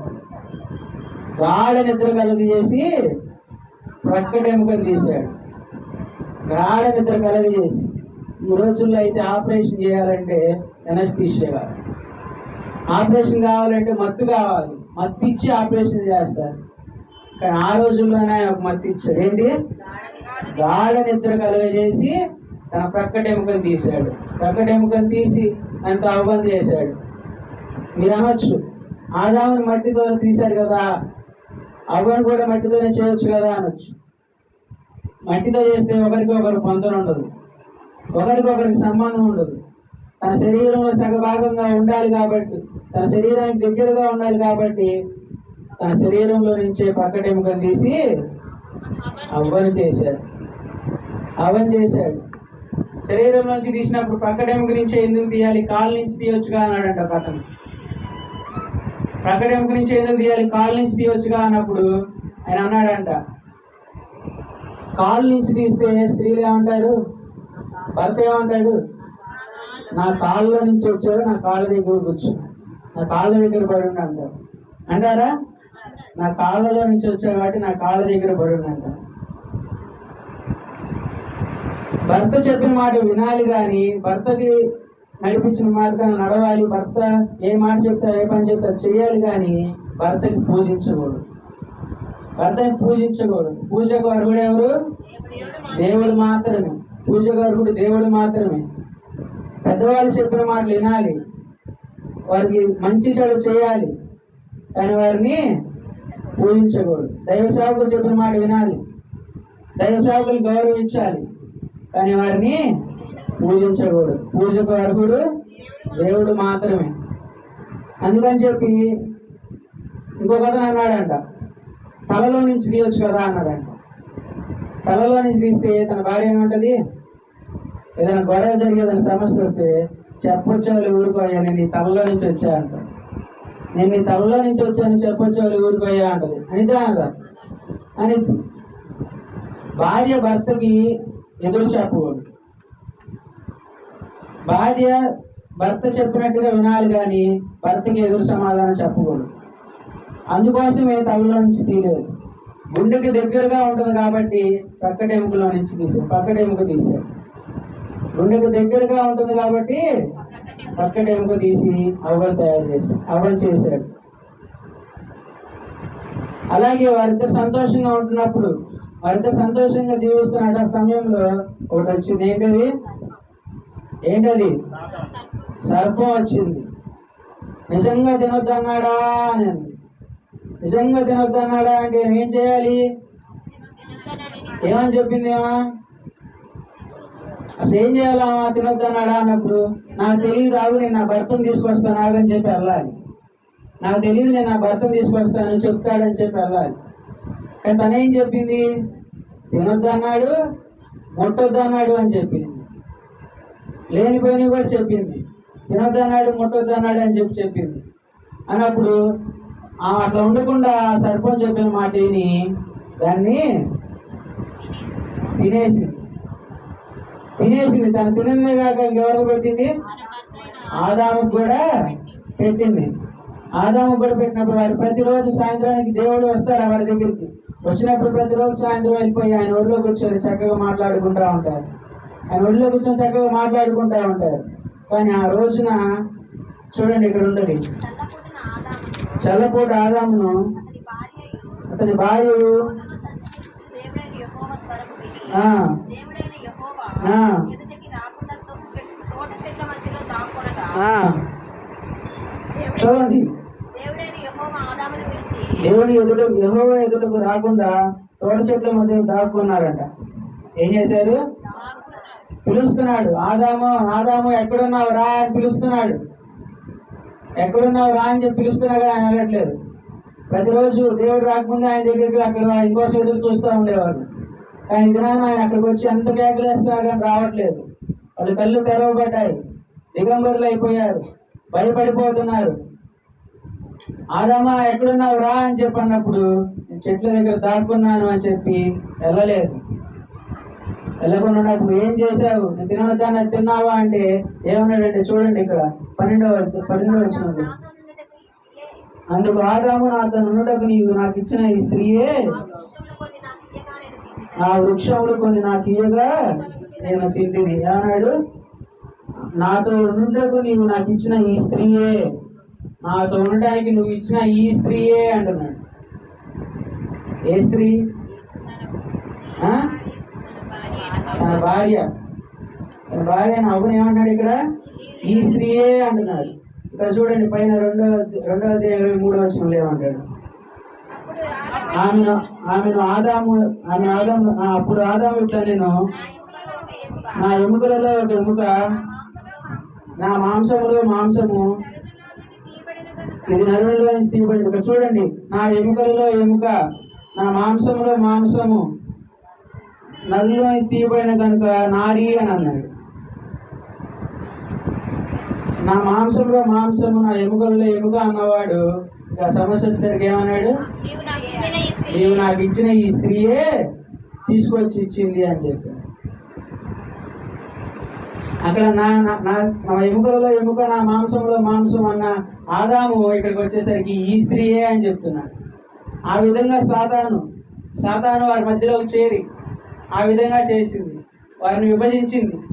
వారి మధ్యలో ఎటువంటి ఏ భేదం లేకుండా చక్కగా ఉంటున్నప్పటికీ వారి మధ్యలో ఆ సర్పం వచ్చి ఏం చేసింది? వారిని వేరుపరిచేసింది.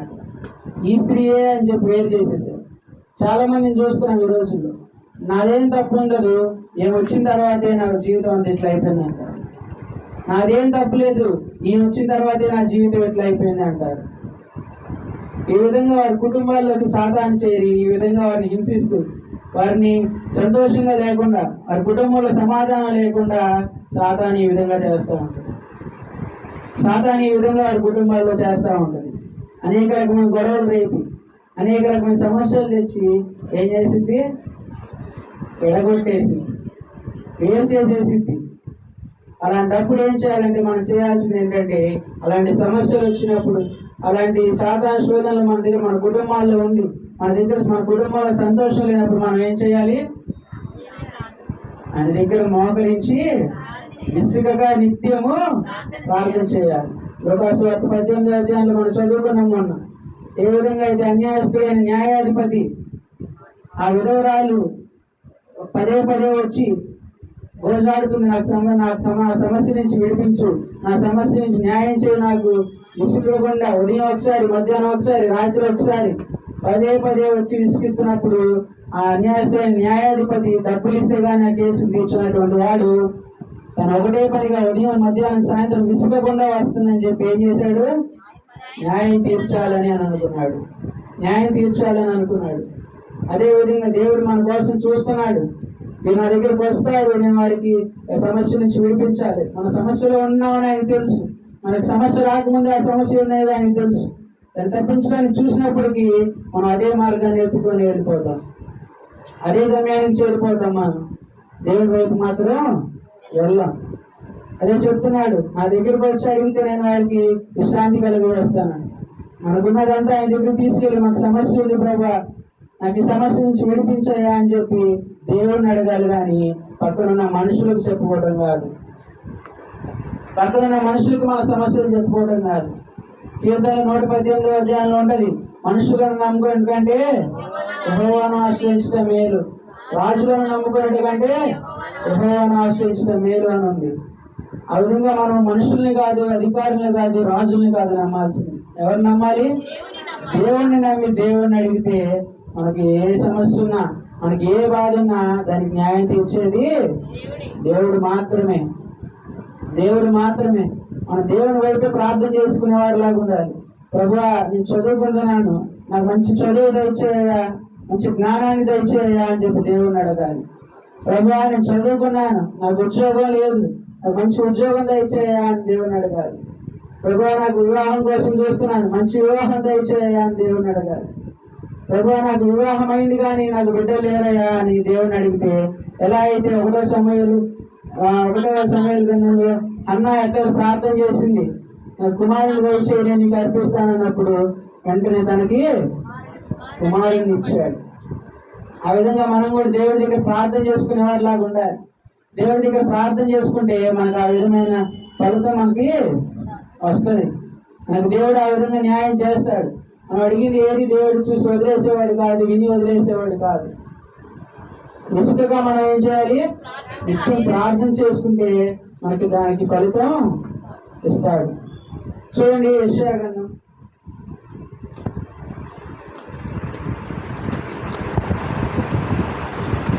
గ్రంథం 38వ అధ్యాయం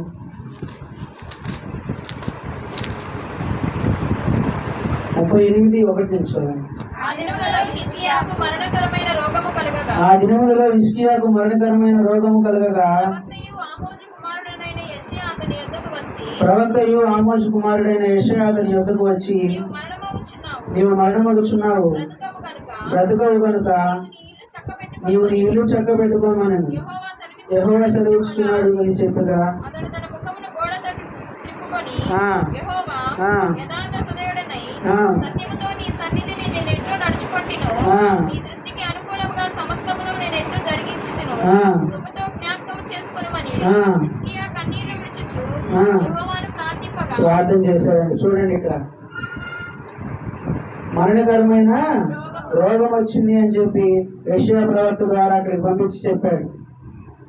మరణకరమైన రోగం వచ్చింది, నువ్వు నీ ఇల్లుని చక్క పెట్టుకో, నువ్వు మరణిస్తున్నావు అని చెప్తే ఆయన ఏం చేశాడు? వాడ తట్టు తిరిగి కన్నీళ్లు విడిచి ప్రార్థన చేశాడు. కన్నీళ్లు విడిచి ప్రార్థన చేశాడు. ప్రభువా, నన్ను జ్ఞాపకం చేసుకోయా, ప్రభువా, నన్ను జ్ఞాపకం చేసుకోయా, నన్ను క్షమించు, నేను తప్పు లేదు నుండి నన్ను క్షమించు, నన్ను దీవించు అని చెప్పి ఆయన కన్నీళ్లు విడిచి ప్రార్థన చేస్తే ఏమైందంటే ఇక్కడ చూడండి 4వ వచనంలో, యెహోవాకు యెషయాకు ప్రత్యక్షమై ఇలా సెలవిచ్చాను, నీవు తిరిగి హిజ్కియా యొద్దకు పోయి ఆ, ఆ,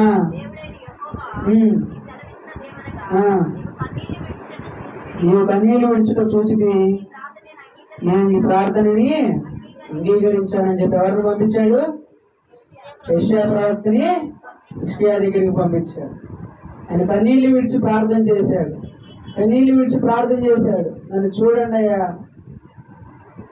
నా వైపు చూడమని చెప్పి ఆయన ప్రార్థన చేశాడు. ప్రార్థన చేస్తే యెషయా ప్రవక్త ద్వారా మళ్ళా తిరిగి వెళ్ళి హిజ్కియాకి చెప్పాడు, నేను ఈ ప్రార్థన అంగీకరిస్తున్నాను అని చెప్పాను.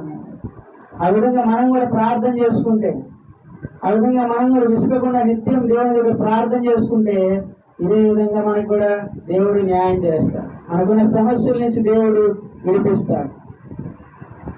ఈ విధంగా మనం కూడా నడుచుకోవాలి. మనకి ఏ సమస్య వచ్చినా, మనల్ని ఎంతమంది హింసించినా కానీ మనం వారి కోసం ఏం చేయాలి? ప్రార్థన చేయాలి. మనకి హింసిస్తున్నవారు, మనల్ని కొడుతున్నా తిట్టినా మనం వారి కోసం ప్రార్థన చేసినప్పుడే నిజంగా నీ కుటుంబం అప్పుడు కట్టబడుతుంది. నేను వేధిస్తూ నేను హింసిస్తున్న వారి కోసం ప్రార్థన చేస్తే నీ కుటుంబం చక్కగా దేవుడి దగ్గరకు వస్తుంది. నీ కుటుంబం దారి తప్పిపోతూ వెళ్ళిపోతుంది అనుకో, త్రోవ తప్పి ఈ మార్గం దేవుడి మార్గంలో రాకుండా లోకంలోకి వెళ్ళిపోతుంది అనుకో, దేవుడి దగ్గర ప్రార్థన చేస్తే అదే అనుకూల సమయం. దేవుడి దగ్గర ప్రార్థన చేస్తే చక్కగా కుటుంబాన్ని దేవుడిలోకి నడిపిస్తాం. ఆ విధంగా మనం ప్రార్థన చేసుకునే వాళ్ళలాగా మనం ఉండాలి. విసుగకుండా నిత్యం ప్రార్థన చేసుకుంటే ఏ విధమైనటువంటి న్యాయం, ఏ విధమైనటువంటి ప్రార్థన వల్ల ఎటువంటి ఫలితం ఇక్కడ వచ్చిందో అలాంటి న్యాయం మనకు కూడా దేవుడు చేయడానికి సిద్ధంగా ఉన్నాడు. కాబట్టి మనం కూడా ఆయన దగ్గర ప్రార్థన చేసుకునే వాళ్ళలాగా ఉన్నామా? ఏ విధంగా ఉంటున్నాం? ఏ విధంగా మన బ్రతుకులు ఉంటున్నాయి? మధ్యాహ్నం కాల సమయంలో ఒకసారి దేవుడి దగ్గర అడుగుదాం. మన హృదయాలు మార్చమని అడుగుదాం. మనల్ని హింసించే వారి కోసం ప్రార్థన చేసే వారిలాగా ఉన్నాం. కాబట్టి దేవుడిని అడుగుదాం. ఒకసారి ప్రార్థన చేసుకుందాం. లేదా కళ్ళు మూసుకొని చిన్న ప్రార్థన చేసుకుందాం. ప్రేమలు మా నాయన, కృపగల మా తండ్రి, మీ బంగారు పాదాలు స్తోత్రాలయ్యా. నా నాయన ఇది విధాన ప్రభా చెప్పబడిన వాక్యం ప్రకారంగా ప్రభా నాయన ఏ విధంగా అయితే మమ్మల్ని హింసించే వారిని ప్రభా మేము అయితే శిక్షిస్తున్నాం కానీ దేవా దీవించే వారి తండ్రి. తండ్రి మేము ఏమాత్రం పోలేము తండ్రి. మీరైతే తండ్రి ఆ దినాన ఎన్నో మాటలు పడ్డారు, ఎన్నో దెబ్బలు పొందినా కానీ వారిని ఎటువంటి మాట ఎటువంటి శపించడం ఏమీ లేవు. కానీ ఏమి చేస్తున్నారో వీళ్ళు వెలుగురు కనుక వీరిని క్షమించమని చెప్పారు దేవా. ఆ విధంగా మనుషులు మాకు దయచేయండి అయ్యా. మమ్మల్ని ఎంతమంది హింసించి ఎన్ని మాటలు అన్నప్పటికీ ప్రభా నీ వారిని దీవించే వారిలాగా ఉండడానికి సహాయం దయచేయండి. వారి కోసం ప్రార్థించే వారిలాగా ఉండడానికి మా హృదయాలు మార్చమని అడుగుతున్నాం దేవా. మా కుటుంబాల మధ్యలోకి సాతాను వచ్చి ప్రభా కుటుంబాలను వేరు చేస్తూ కుటుంబాల గొడవలు, కుటుంబంలో అనేక రకమైన సమస్యలు రేపుతున్నాయి దేవా.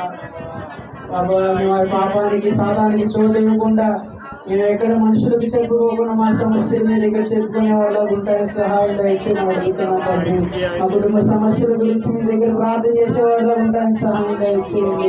ఇసుకే అయితే ఎలా అయితే ప్రార్థన చేశాడో మరణకరమైన రోగం వచ్చి మేము చచ్చిపోతున్నామని చెప్పినప్పుడు ఏ విధంగా అయితే ప్రార్థన చేస్తే ప్రభా బిడ్డని ప్రార్థన అంగీకరించాలని చెప్పారు.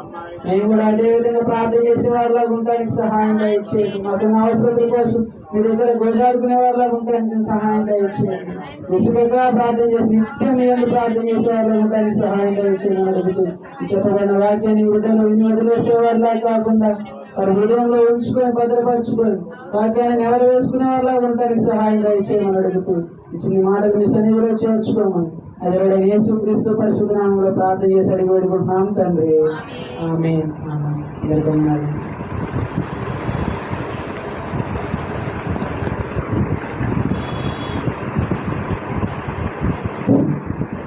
మంచి వర్తమానం ఇచ్చిన మన ప్రజల శాస్త్రి వందనాలు తెలియజేస్తున్నాను. అలాగే వర్తమానం అందిస్తారు.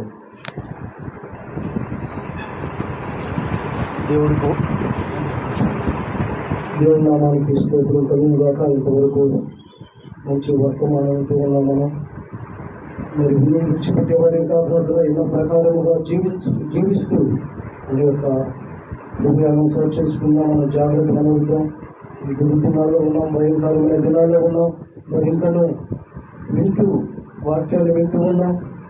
కానీ ఇంకా లోపడకుండా దేవుడి ఇష్టానుసారంగా జీవించకుండా ఉన్నట్లయితే మనం జాగ్రత్తగా నిజంగా నాకు ఇచ్చిన సమయం తీవ్రమైన సమయం ప్రభువా అని మనం ప్రతి ఒక్కరు ప్రార్థన చేసుకుని దేవుడి సన్నిధానంలో వచ్చేవారిగా, ఆయనకు లోబడేవారిగా, ఆయన మాట వినేవారిగా వినాలని కోరుకుంటూ మనం ద్వారా రోజు కమిటీలో ప్రార్థన చేసుకున్నాం.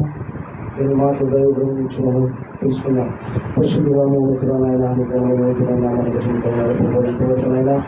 మాట్లాడే ప్రభావ నా తల్లి ఆత్మ ద్వారా నడిపించండి. ఏ దుష్టుడికి సాతాను కలిపినది భయంకరంగా దిగుతున్నారు ప్రభావ ఎన్నికైన వాడిని నా తల్లి మీ శక్తి ద్వారా నీ బలం ద్వారా నడిపించండి. అలా మాట్లాడుతూ జ్ఞానాన్ని దయచేసి నీకే కనుక మహిమ ప్రభావం తెచ్చుకోమని ఆ పరిరక్షకము యేసుక్రీస్తు నామాన్ని ప్రార్థించడం. ఆమె పిల్లల ఎఫెసీలకు రాసిన పత్రిక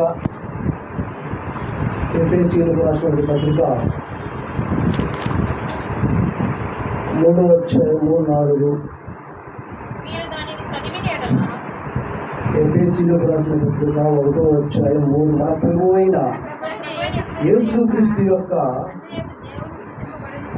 తండ్రియగు దేవుడు స్తుతింపబడును గాక.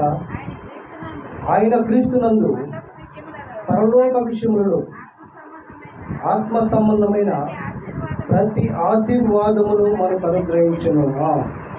ఎట్లనగా తన ప్రియుని యందు తాను ఉచితంగా మనకు అనుగ్రహించిన తన కృపామయముకు కీర్తి కలిగినట్లు తన చిత్త ప్రకారము దయా సంకల్పం చొప్పున కుమారులుగా స్వీకరించుటకై మనల్ని ముందుగా తన కోసం నిర్ణయించుకొని మనము తన ఎదుట పరిశుద్ధులమును నిర్దోషములనై ఉండవలెనని జగత్తు పునాది వేయబడకముని ప్రేమ చేత ఆయన క్రీస్తులో మనల్ని ఏర్పాటు చేసుకున్నాడు. చాలు. ఏమంటున్నాడు ఆయన? జగత్తు పునాది వేయబడకముందే క్రీస్తులో నిన్ను నన్ను ఏర్పాటు చేసుకున్నాడు. ఎందుకు? పరిశుద్ధులుగా ఉండుటకు. క్రీస్తులు ఎప్పుడో కొన్ని కోట్ల సంవత్సరాలు అనుకోండి, వేల సంవత్సరాలు అనుకోండి, ప్రియులరా, ఆయనలో మనం జీవించాలి, ఇలా ఉండాలి, పరిశుద్ధులుగా జీవించాలని ఎప్పుడు ఏర్పాటు చేసుకున్నాడు? జగత్తు పునాది వేయబడకముందే అంట. జగత్తు పునాది వేయబడకముందే. విశ్వాసులు, దేవుడి యొక్క ప్రణాళిక మనకు అర్థం కాదు. ఆ ప్రణాళికను మనం అర్థం చేసుకోవాలంటే ఆయన యొక్క మాటలను తెలుసుకోవాలి, ఆయన యొక్క వాక్యానుసారంగా మనం జీవించేవారిగా ఉండాలి. మరి అలాంటి జగతి పునాది వేయబడకముందే నిన్ను నన్ను ఏర్పాటు చేసుకున్నటువంటి వాడు, మరి ఆయనకి మనం ఏ విధంగా మనం జాగ్రత్తగా ఉండగలిగితే ఆయన మనల్ని ప్రేమిస్తాడు, ఏ విధంగా మనల్ని ఆయనకి లోబడితే మనం ఏ విధంగా ఉండగలుగుతాం అనేది మనం కొన్ని విషయాలు మనం తెలుసుకోవాలి. ఎందుకంటే ఈ లోకము అశాశ్వతమైనది, ఈ లోకము ఎన్నిక లేనిది, ఈ లోకం వైపే చూస్తూ ఉంటాం. మనం విన్నాం, ఈ లోకంలో మనం చూస్తూ ఉంటాం, రైల్వే స్టేషన్లో కానీ బస్ స్టాండ్లో కానీ ఏం చేస్తూ ఉంటారు పిచ్చివాళ్ళు? ఎన్నెన్నో మూటలు పోగు చేసుకుంటూ ఉంటారు. అవునా కదా? చెత్త మూటలు వేసుకుంటూ వెళ్ళిపోతూ ఉంటారు. ఎక్కడికి వెళ్ళిపోతారు, వాళ్ళ గమ్యం ఏందో, వాళ్ళ యొక్క ఆలోచన ఎంతో ఎవరికైనా తెలుస్తుందా? మనం అనుకుంటాం పిచ్చివాడు అని అంటాం కదా. మరి అలాంటి దేవుడిని కలిగి ఉండకపోతే మనం కూడా అలాంటి వారమే, నీవైనా నేనైనా ఎవరైనా అలాంటి వారమే. కాబట్టి మనం జాగ్రత్తగా ఆలోచించాలి. ఎందుకంటే దేవుడు ప్రణాళికలు మనం ఉన్నాం, ఆయన ఇష్టానుసారంగా మనం ఏర్పాటు చేసుకున్నాడు. జగత్తు పునాది వేయబడకముందే, మరి ఆ యొక్క జగత్తు పునాది వేయబడకముందే ఆయన ఏర్పాటు చేసుకుంటే మనము ఆయనలో ఉండగలుగుతున్నామా? ఆయనలో ఉండి ఆయన ఇష్టాన్ని నెరవేర్చే వారికి ఉన్నాం. ఎందుకంటే ఆయన ఇష్టాన్ని నెరవేర్చాలి. వచ్చిన ప్రతి ఒక్క బిడ్డ ఏం చేయాలి? ఆయన గణపరచాలి, ఆయన మయంపరచాలి, ఆయన ఇష్టాన్ని నెరవేర్చే వారిగా ఉండాలని ఆయన ఏర్పాటు చేసుకుంటే మనం ఏం చేస్తున్నాం? మన ఇష్టానుసారంగా మనం జీవిస్తూ ఉన్నాం. పిచ్చివాడైతే ఏ విధంగా మూటలు కట్టుకొని ప్రయాణమై మనం చూస్తుంటాం, ఎక్కుతూ ఉంటాడు, దిగుతూ ఉంటాడు, ఎక్కడ మన గమ్యం తెలియదు, ఎక్కడ ఎటు వెళ్ళాలో, ఏ ప్రాంతం వెళ్ళాలో, ఎక్కడ జీవించాలో తెలియదు. మరి మన పరిస్థితి కూడా, మనం కూడా వెళ్తూ ఉన్నాం, మనం చేసుకుంటూ ఉంటున్నాం, ఈ లోకంలో జీవిస్తూ ఉన్నాం, ఈ లోకంలో బ్రతుకుతూ ఉన్నాం, వస్తూ ఉన్నాం, వెళ్తూ ఉన్నాం. మరి మన గమ్యస్థానం ఏంది? ఇదే గమ్యం అనుకుంటున్నావా? ఇదే లోకం అనుకుంటున్నావా? ఇదే స్థితి అనుకుంటున్నావా? లేదు ప్రియులారా, మనం ఆలోచించాలి. మన గమ్యస్థానం ఇది కాదు. పరలోకానికి వెళ్ళాలి. మనం ఎప్పుడైనా ఈ లోకాన్ని విడిచిపెట్టాలి. ఈ లోకంలో ఎన్ని సంవత్సరాలు ఉన్నా నేను అదే ఆలోచిస్తూ ఉంటాను. ఎన్ని సంవత్సరాలు ఉన్నా, ఎన్ని దినాలు ఉన్నా, దేవుడు మనల్ని ఇంత క్షేమంగా ఉంచుతున్నాడంటే అందుని బట్టి దేవుణ్ణి స్తుతించాలి, గణపరచాలి, మయంపరచాలి. ఆయన ఎంతో తెలుసుకోవాలి, ఎంతో ఆరాటపడాలి. ప్రార్థన అంటే ఆరాటం ఉండాలి. ఆరాటం ఉందా? మనం ఈ లోకంలో అయితే ఎంతో ఆరాటపడుతూ ఉంటాం, ఎంతో పరిగెత్తుతూ ఉంటాం. ఏ విధంగా మనం వెళ్తూ ఉంటామో ఒకసారి మనం కూడా ఆలోచించాలి. నిజమైన గమ్యస్థానం ఏంది, నా పరిస్థితి ఏంది అనేది ఆలోచిస్తూ దేవుడి యొక్క వాక్యంలో ముందుకు వెళ్ళాలి. మత్తయి సువార్త చూడండి. మత్తయి సువార్త 12:45 చూడండి. ఒక తరం ఉంది ఆడ. 12:45 మత్తయి సువార్త 12:45. అందుచేత ఆ మనుషుని కడపటి స్థితిని ఆ మనుషుని కడపటి స్థితిని మొదటి స్థితి కంటే చెడ్డదగు. ఎందుకు? చదువు. అలాగే ఈ దుష్ట తరము వారికి సంభవించునని అనేను. చాలు. ఏమంటున్నాడంటే ఈడ, ఎందుకు కడపటి స్థితి కంటే మొదటి స్థితి కంటే కడప స్థితి చెడ్డదగును. ఎందుకు? దేవుడిని కలిగి ఉన్నావు, దేవుడు అంటే ఏందో తెలుసుకున్నావు, దేవుడికి లోబడ్డావు, దేవుడి రక్తంలో కడగబడ్డావు, దేవుడు అంటే తెలుసుకున్నావు. కాబట్టి తెలుసుకున్న తర్వాత మరలా తప్పిపోతున్నావు అంటే అది ఏ స్థితికి వస్తుంది? చెడిపోతావు. అంతకంటే ఎక్కువగా చెడిపోతానంట మనిషి. ఇప్పుడు తెలుసుకున్నావు, దేవుడిని కలిగి ఉన్నాను, దేవుడి ఒక్కనికి లోబడ్డాను, దేవుడి రక్తంలో కడగబడ్డాను, దేవుడు అంటే తెలుసుకున్నాను. తెలుసుకున్న తర్వాత మరలా వెనక్కి తిరుగుతున్నావు అంటే నీ పరిస్థితి ఏ స్థితి ఉంది? చెడిపోవద్ది. అంతకంటే ఇంకా ఘోరంగా ఉండదు. అదే అంటాడు పేతురు రాసిన పత్రికలు అంటాడు చూడండి. పేతురు రాసిన 2వ పత్రిక 3వ అధ్యాయం చూడండి, 3వ అధ్యాయం 12వ వచనం చూడండి. పేతురు రాసిన 2వ పత్రిక ఇవన్నీ ఇట్లు లయమైపోవున్నవి కనుక ఆ. ఆకాశములో రగులుకొని లయమైపోవునట్టు లయమైపోయినట్టు పంచభూతములు మహావేగముతో కరిగిపోవునట్టు పేతురు రాసిన 2వ పత్రిక 21 కూడా చూడండి. 2వ వారు పేతురు నీతి మార్గమును అనుభవపూర్వకముగా తెలుసుకొని వారు నీతి మార్గమును అనుభవపూర్వకంగా తెలుసుకొని తమకు అప్పగింపబడిన పరిశుద్ధమైన ఆజ్ఞ నుండి తొలగిపోవుట కంటే ఆ, ఆ మార్గము అనుభవపూర్వకముగా తెలియకయుండుటే వారికి మేలు. అనుభవపూర్వకంగా తెలియకయుంటే వారికి మేలు. తన వాంతికి తిరిగినట్లు ఆ కుక్క తన వాంతికి తిరిగినట్లును కడుగబడిన పంది బురదలో బురదలో దొరికినట్టును అను నిజమైన సామెత వారికి సంభవిస్తూ ఉంది. దేవుణ్ణి ఒక్కసారి తెలుసుకున్నాం. దేవుడు అంటే ఏందో తెలుసు, ఆయన ఎలాంటి వాడో తెలుసు, ఆయన ఏ విధంగా నన్ను రక్షించాడో తెలుసు, నన్ను బ్రతికిస్తున్నాడో తెలుసు, నన్ను జీవింపజేస్తున్నాడో తెలుసు, నా మార్గంలో తెలుసు, నేను చేసే ప్రతి పని ఆయనకు తెలుసు. తెలుసుకున్న తర్వాత మరలా నువ్వు ఏ విధంగా మరుగుతున్నావు, ఏ విధంగా నువ్వు పడిపోతున్నావు. పడిపోయినావంటే నీ పరిస్థితి ఆ కుక్క స్థితి వస్తుంది. కుక్క ఏ విధంగా అయితే తన వాంతిని కక్కుని మరలా దాన్ని తింటుందో అలాంటి పరిస్థితే. మరి ఆ స్థితిలో నేను ఉన్నట్లయితే దేవుడి యొక్క రాజ్యము మనకు రాదు. అలాంటి స్థితిలో ఉంటున్నామా? అలాంటి స్థితి మనకి రాకుండా ఉండాలంటే మనం జాగ్రత్తగా ఉండాలి. నేను దేవుడిని కలిగి ఉన్నాను, దేవుడి ఇష్టాన్ని నెరవేర్చే వారిగా ఉన్నాను, దేవుడి మాట వింటున్నాను, దేవుడికి లోబడుతున్నాను. ఇంకా నువ్వు ఈ లోకము అశాశ్వతమనేది తెలుసుకోకుండా, ఈ లోకం ఎలాంటి స్థితిలో ఉంది, భయంకరమైన పరిస్థితిలో ఉందని నీకు నాకు తెలిసి కూడా నీవు ఏ విధంగా ఉంటున్నావు? ఆత్మీయ స్థితిలో మనం చచ్చిపోయే రీతిలో ఉంటున్నాము. రోమిలకు రాసిన పత్రిక 6వ అధ్యాయం 8 చూడండి.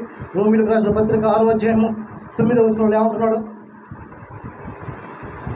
రోమిలకు రాసిన పత్రిక 6వ అధ్యాయము క్రీస్తుతో కూడా చనిపోయిన ఎడల మనము క్రీస్తుతో కూడా చనిపోయిన ఎడల మృతులలో నుండి లేచిన క్రీస్తు ఇకను చనిపోడని మృతుల్లో నుండిన క్రీస్తు మృతులలో నుండి లేచిన క్రీస్తు ఇంకనూ చనిపోడని మరణమునకు ఇకను ఆయన మీద ప్రభుత్వము లేదని మరణం మీద ఆయనతో కూడా జీవించుదామని ఆయన కూడా జీవించుదామని నమ్ముచున్నాము. మనం ఏ విధంగా నమ్ముచున్నాము? మనం కూడా మన పాపాల స్థితి విడిచిపెట్టాం కదా, మన పాపాలను విడిచిపెట్టాం. ఎందుకు? ఆయన రక్తంలో కడగబడ్డాము. కడగబడినప్పుడు మన పాపాలు కూడా తీసివేయబడినాయి. తీసివేయబడినప్పుడు మనం చనిపోయాము, తిరిగి లేచాము. మా యేసు ప్రభు వారు కూడా ఏ విధంగా అయితే చనిపోయి తిరిగి లేచాడు, ఈ లోకాన్ని జయించాడు. మనం కూడా అలా జయించే వారిగా ఉండాలి. ఈ లోకంలో ఇంకా పాపంలోనే మనం కొట్టుకుంటూ ఈ లోకంలోనే జీవిస్తున్నామేమో. లేదు మనల్ని ఎప్పుడో మనము క్షమించాడు దేవుడు, మనల్ని ఆ పాపాల నుంచి తీసివేసి మనం కూడా సజీవుల లెక్కలో ఉంచాడు. ఆ సజీవుల లెక్కలో ఉంటున్న నీవు నేను మరి మనం ఆ యొక్క పరలోకాన్ని స్వతంత్రించుకోవాలంటే సజీవ లెక్కలోనే ఉండాలంటే నువ్వు ఏ విధంగా నడవాలి? సరైన మార్గంలో నువ్వు నడవాలి, సరిగా నువ్వు జీవించాలి. మొదటి స్థితినే నీవు కలిగి ఉండాలి. ఏ విధంగా ఒప్పుకున్నావో పాపాలు తండ్రి ఈ రక్తంలో కడగబడ్డాను ప్రభు, నేను జాగ్రత్తగా జీవిస్తాను, నేను జాగ్రత్తగా ఉంటాను ప్రభు, నువ్వు ఏ విధంగా దేవుడిలో ఒప్పుకున్నావో, దేవుడి ఇష్టంలో నీవు ఉన్నావో అదే స్థితిలో నీవు ఉండాలి. ఎప్పటి వరకు? కడపటి వరకు, చివరి వరకు, మరణించే వరకు, ఈ లోకాన్ని విడిచేంత వరకు నీవు జాగ్రత్తగా ఉండాలి. అలా ఉన్నప్పుడే దేవుడికి నీవు అంగీకరించబడతావు. కాబట్టి మనం ఏదో కొన్ని దినాలు నేను ఉన్నాను ఆయన భక్తితో విశ్వాసంతో ఉన్నాను ప్రభు అని చెప్పమంటే సరిపోదు. కానీ దేవుడికి ఇష్టానుసారంగా నీవు జీవించేవారు. ఇర్మియా గ్రంథం తరచుకుంటాడు. ఇర్మియా గ్రంథం 10వ అధ్యాయము, ఇర్మియా గ్రంథం 10వ అధ్యాయం చూడండి. ఇర్మియా గ్రంథం మొదటి నుంచి ఇశ్రాయేలు సెలవిచ్చిన మాట వినుడి. యెహోవా సెలవిచ్చినది ఏమనగా అన్య జనముల ఆచరణలు అభ్యసింపకయు భయపడును. అయితే మీరు వాటికి భయపడకుడి. వ్యర్థములు ఏమంటున్నాడు ఎడా? మీరు దేనికి భయపడద్దు. ఈ లోకంలో అందరికి అన్నిటికి భయపడతారు. మనం దేనికి భయపడకూడదు? ఈ లోకంలో ఆచారాలు కానీ ఈ లోకంలో ఉన్న విగ్రహాలు కానీ దేనికి మనం భయపడకూడదు. ఎందుకంటే దేవుణ్ణి కలిగి ఉన్నాను, దేవుడి ఇష్టము నాలో నెరవేరుతుంది కాబట్టి నేను దేనికి లోకంలో భయపడను అని అంటూ 10 కూడా చదవండి. 10వ వచనం కూడా యెహోవాయే నిజమైన దేవుడు, ఆయనే జీవము గల దేవుడు, ఆయనే రాజు, ఆయన ఉగ్రతకు భూమి కంపించును, జనములు ఆయన కోపమును సహింపలేరు. ఒక దినం వస్తూ ఉంది, ఏమంటున్నాడు? ఆయనే జీవము కలిగిన దేవుడు. ఒక దినం ఆయన కింద మనం అందరము నిలబడబోతూ ఉన్నాం. తీర్పు దినంలో నీవు నేను నిలబెడతాడు ఆయన. నిలబడినప్పుడు నీవు నేను ఏ విధంగా ఉన్నాం? మొదటి స్థితిలోనే ఉన్నామా? కడపడి స్థితిలో వెళ్ళిపోయామా? మొదటి స్థితిలో ఏ విధంగా ఉన్నావో, ఏ భక్తిలో విశ్వాసంలో నీవు ఉన్నావో అదే విశ్వాసంతో నీవు అలాగనే ఉండాలి. అలాగే ఉండకుండా నేను తప్పిపోయాను మరలా తిరిగి లేచాను, మరలా తప్పిపోయాను తిరిగి లేచాను అంటే కుదరదు. ఎందుకంటే దేవుడు చెప్పాడు, ఏమని చెప్పాడు? నీవు పడినా జాగ్రత్త పడు. అదన్నాడు. దావీదు మహారాజు పడిపోయాడు, అట్లనే ఉన్నాడా? నాతాను ప్రవర్తన హెచ్చరించబడ్డాడు. హెచ్చరించగానే నిజమేనాయనా నేను అలాంటి వాడిని. చూడు, మనం తప్పు చేయగానే మనం ఒప్పుకోం, నేను చేశాను నేను తప్పు అని మనం వదిలిస్తూ ఉంటాం. కానీ అలాంటి పరిస్థితి మనకు ఉండకూడదు ప్రియులారా. ఎందుకంటే దేవుడు చూసేవాడు, ఆయన సమస్తం ఎరిగి ఉన్న దేవుడు, ఆయనకి ఏది మరుగై ఉన్నది లేదు. కాబట్టి అలాంటి దేవుడికి నువ్వు ఏ విధంగా ఉంటున్నావు? ఆయనే రాజు ఉన్నాడు, సర్వము ఆయన ఏలుతూ ఉన్నాడు. అలాంటి గొప్ప దేవుడు మనకుంటే మనం ఆయన ఇష్టాన్ని మనం నెరవేర్చే వరకు ఉన్నాం. ఆయనకి ఏ విధంగా లోబడుతూ ఉన్నారు, ఏ విధంగా ఆయన ఇంకా నువ్వు చూడండి 13 కూడా చదవండి, అందులోనే 13 అధ్యాయం. ఆయన ఆజ్ఞీయగా ఆకాశమండలంలో పుట్టును, భాగముల నుండి ఆయన ఆవిరి ఎక్కజేయును, వర్షము కలుగునట్లు ఆయన మెరుపును పుట్టించును, తన ధనాగారములో నుండి గాలి. ఆయన ధనాగారం ఉందంట. ఆయన ఒక ధనాగారం నుంచి గాలి యాంచి వస్తుంది అనుకుంటున్నాం. ఈ గాలి కానీ ఇవన్నీ యాంచి వస్తుంది. ఆయనకు ఒక ధనాగారం ఉంది. మనం ఏ విధంగా అయితే గోడౌన్లలో మన యొక్క ఏంది ధనాన్ని ఏ విధంగా, ధాన్యాన్ని ఏ విధంగా ఆడ నిలవుస్తారో అలాగే మనకు కూడా ఏముంది?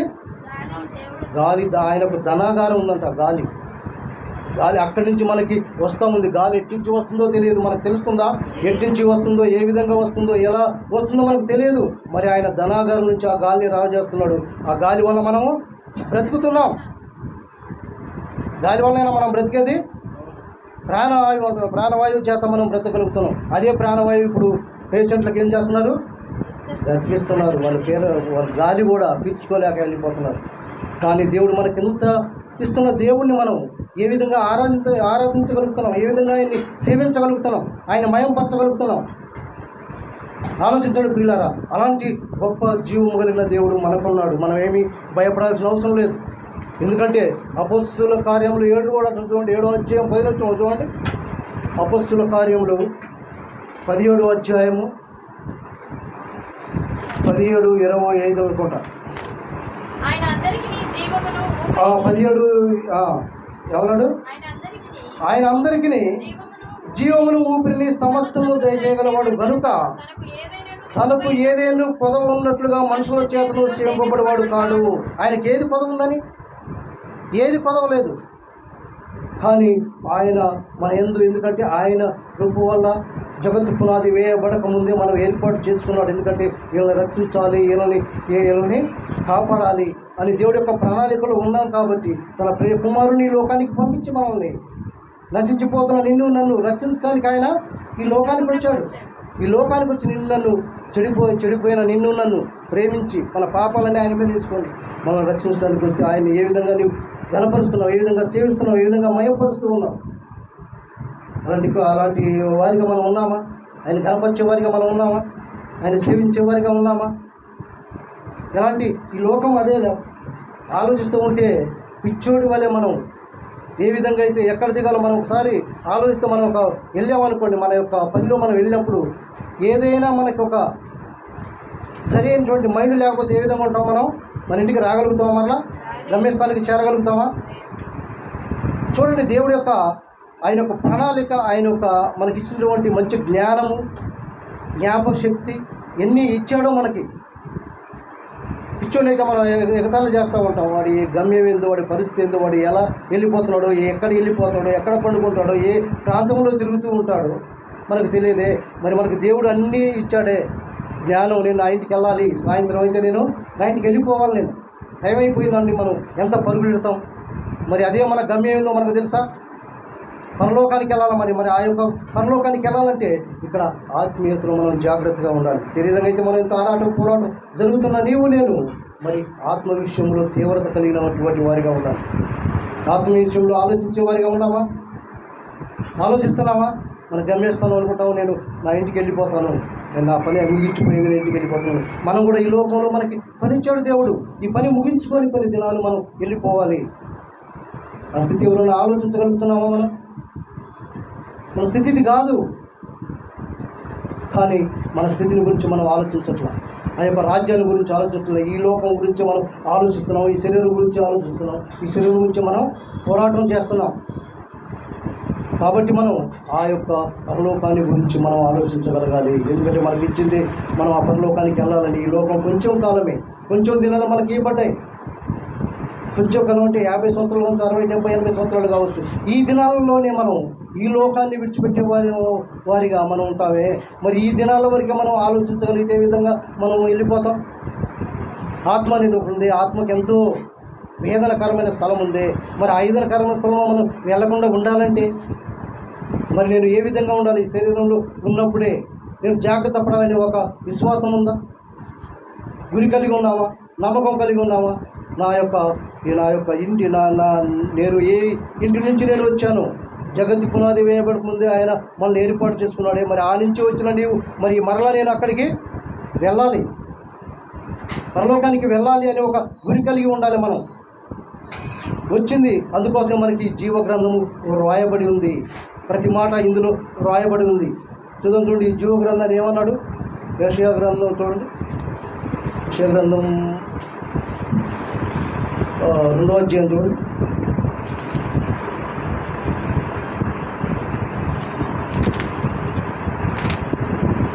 యెషయా గ్రంథం 2వ అధ్యాయము ఈ జీవ గ్రంథాన్ని ఏమన్నాడు? తినమన్నాడు. ఉంటుందాడ?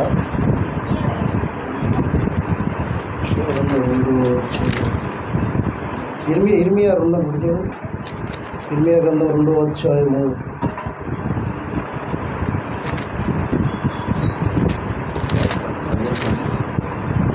10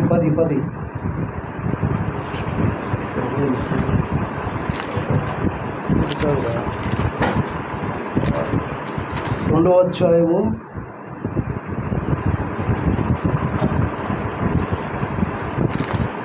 2వ గ్రంథము 2వ అధ్యాయం 17 చూద్దామండి. 17 వచనం. నీ దేవుడైన యెహోవా నిన్ను మార్గంలో నడిపించుచుండగా నీవు ఆయన్ను విశ్వసించడం వలన నీకు నీవే ఈ బాధ కలగజేసుకుంటువి. ఏమంటున్నాడు? నీ దేవుడైన యెహోవా నిన్ను మార్గంలో నడిపించుచుండగా నీవు ఆయన్ని విసర్జించడం వలన నీకు నీవే మనమే బాధ కలగజేసుకున్నాం. ఎందుకు బాధ వచ్చిందంటే మనం అనుకుంటాము నేను ఏదో చేశాను అనుకోవద్దు. అదే అంటున్నాడు దేవుడు. నిన్ను సరైన మార్గంలో నడిపిస్తుంటే దేవుడి యొక్క వాక్యాన్ని వింటూ ఉన్నాం, దేవుడి యొక్క మార్గంలో నడుస్తూ ఉన్నాం. అలా నడిపిస్తూ ఉంటే ఎవరు నీవే విసర్జించుకున్నావు. ఎప్పుడు నీ త్రోవలు తప్పిపోయినాయి, నీ మార్గంలో తప్పినాయి, నీ చూపు, నీ ఆలోచన, నీ మొత్తం తప్పిపోయినాయి. తప్పిపోయినప్పుడు ఏమంటున్నాడు? నీకు నీవే ఈ బాధ కలిసి. ఎందుకు ఈ బాధ వచ్చిందంటే మనకు అనుకుంటాం నాకు ఎందుకు వచ్చింది ఆయన ఈ బాధ, ఈ కష్టం, ఈ శ్రమ, ఆయన ఎందుకు పడుతున్నాను, నాకేనా ఈ శ్రమ అని అంటున్నావు అంటే ఏమంటున్నాడు దేవుడు? నీకు నీవే ఈ బాధ కలగజేసుకున్నావు. నేను కలగజేయలే, నీకు నీవే ఈ బాధ కలగజేసుకున్నావు. కాబట్టి మనం ఈ బాధ నుంచి మనం ఎంతో మనం ఆశిస్తూ ఉంటాం. నేను ఎలా బయటపడతాను, ఏ విధంగా నేను ఈ శ్రమ నుంచి విడుదల పొందాలనుకుంటామేమో. ఆయన సన్నిధి కాడ నీవు వచ్చి నువ్వు లోబడాలి, నువ్వు మొదలుపెట్టాలి. తల్లి నేను చేసింది ఇది, నేను చేసిన పాపాన్ని ఒప్పుకోవాలి. ఒప్పుకోకుండా ఆయన దగ్గర మొరపెట్టకుండా నీ ఇష్టానుసారంగా ఉంటే ఎట్లా? నీ ఇష్టానుసారంగా ఉంటే ఈ లోకానుసారంగా చెల్లుద్దు, కానీ ఆ యొక్క పరలోక రాజ్యంలో చల్లదు. ఇక్కడ నువ్వు ఏదైనా చెల్లించుకోవచ్చు, ఎట్లయినా నువ్వు బ్రతకవచ్చు, ఏ విధంగానైనా పోరాడుకోవచ్చు, కానీ ఆ యొక్క పరలోక రాజ్యంలో ఇక్కడ ఉన్నటువంటిది అక్కడ ఏమీ చల్లనేరవు. కాబట్టి దేవుడు మనకిచ్చిన ఈ సమయం ఎంతో విలువైన ఈ సమయాన్ని మనం జాగ్రత్తగా మనం ఆలోచించాలి. ఇంకా నువ్వు కిందకి చదివినట్లయితే 22 కూడా చదవండి. 21 నుంచి 2వ అధ్యాయం 21 వచ్చిన 2. శ్రేష్టమైన ద్రాక్ష వంటి దాన్ని నేను నాటితిని కానీ కేవలం నిత్యమైన విత్తములు చెట్టు దానిగా నిన్ను నాటితిని, కానీ నీవు ఎలా ఉన్నావు? జాతీయనపు ద్రాక్ష వల్లిగా నీవు ఎట్లు భ్రష్టు సంతానమైతివి అంటున్నాడు. నిన్ను ఏమంటున్నాడు? నిన్ను నిక్కమైన ద్రాక్షవల్లిగా నిన్ను నాటాను. ఎలా నాటాడు దేవుడు మనల్ని? అంత యథార్థవంతులుగా మనల్ని పుట్టిస్తే మనం ఏం చేశాము? వివిధ తంత్రాలను మనం కలుగజేస్తున్నాం అంటాడు. యథార్థవంతులైన ప్రతి ఒక్కరు పుట్టిన బిడ్డకు చూడు ఏమీ తెలియదు. వారు ఏ విధంగా నీతిమంతులు యథార్థంగా ఉంటారో వాళ్ళకి ఏదైనా పాపం అనేది తెలుస్తుందా? ఏది తెలియదు వాళ్ళకి.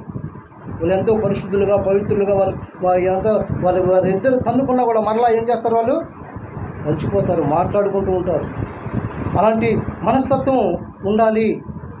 అలాంటి మనస్తత్వం ఉందా నీకు నాకు? అదే అంటున్నాడు, నిక్కమైన ద్రాక్షవల్లిగా నిన్ను నాటారు కానీ నీవు ఏ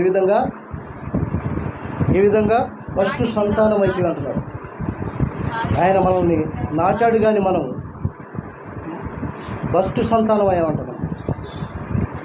కాబట్టి మనం జాగ్రత్తగా మనం దేవుడి యొక్క వాక్యాన్ని పరిశీలన చేసేవారిగా, దేవుడి మాటకు లోబడేవారిగా జాగ్రత్తగా ఉన్నాం.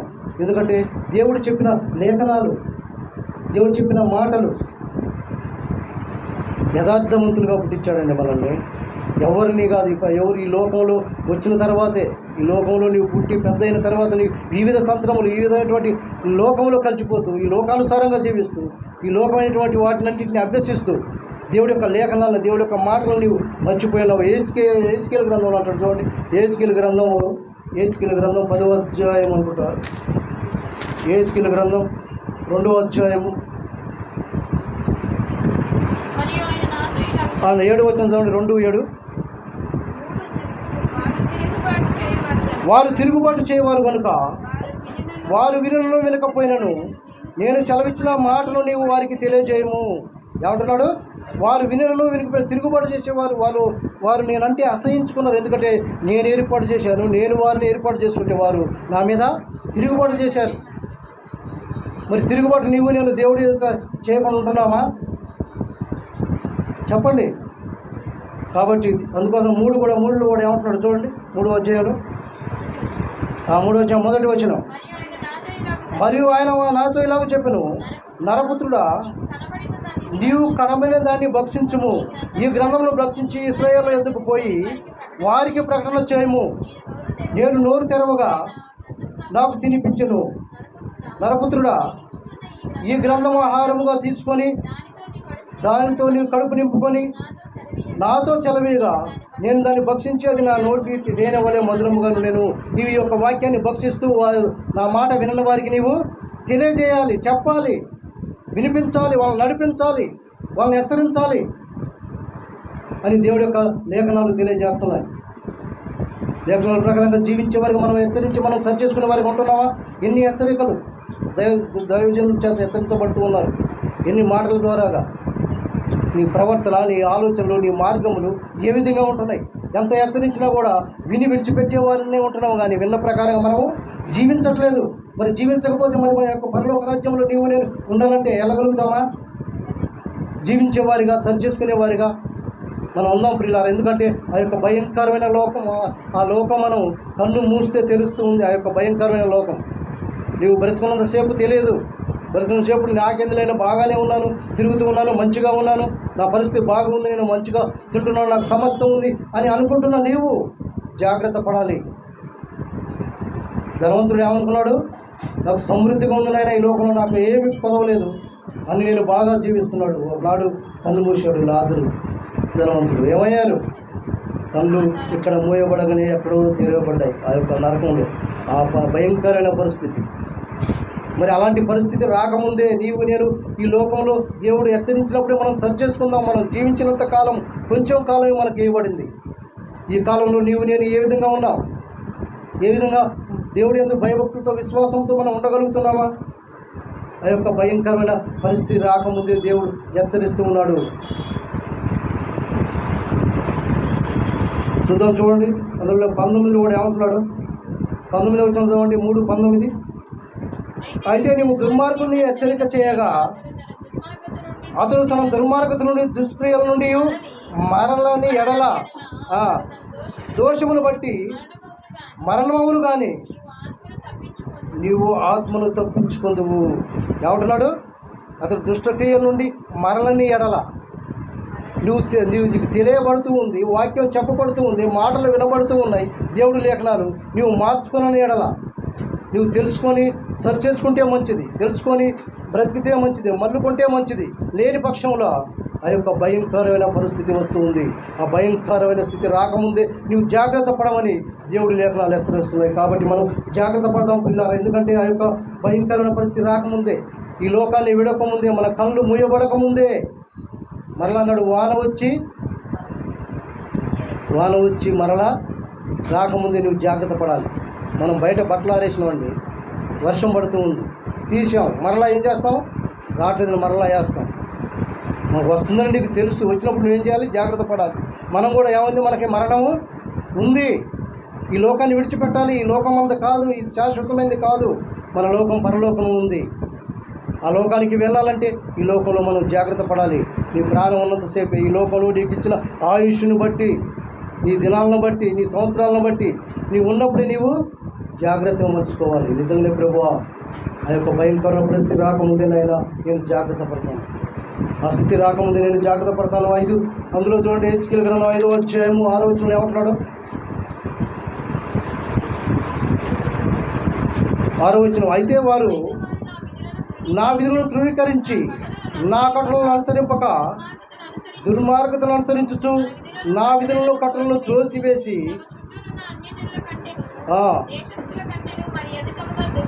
దుర్మార్గులైరి. చూసినాం మనం ఏ విధంగా దేవుడిలో ఉంటూ దేవుడి యొక్క వాక్యాన్ని వింటూ ఉన్నాం. అదే అంటున్నారు, మొదటి స్థితిలో నీవు ఏ విధంగా ఉన్నావో ఆ మొదటి క్రియను జ్ఞాపకం చేసుకుంటున్నాడు. మొదట ఏ విధంగా నువ్వు భయంతో, భక్తితో, విశ్వాసంతో వెదిగావో, దేవునిలో ఏ విధంగా నమ్మకం కలిగి ఉన్నావో, ఏ విధంగా నమ్మకంగా ఆయన పనిచేస్తూ ప్రార్థిస్తూ ఆయనకు లోబడుతూ ఆయన మాట విన్నావో అదే స్థితిలో నీవు ఉండాలి. లేకపోతే ఏమంటున్నాడు?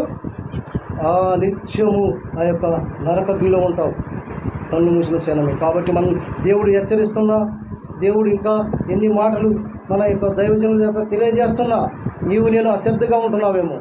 జాగ్రత్త పడు. ఈ యొక్క మధ్యాహ్న కాల సమయంలో దేవుడు హెచ్చరిస్తూ ఉన్నాడు. కాబట్టి ఆ హెచ్చరించిన మాటల ప్రకారంగా జీవిద్దాం ప్రియులారా.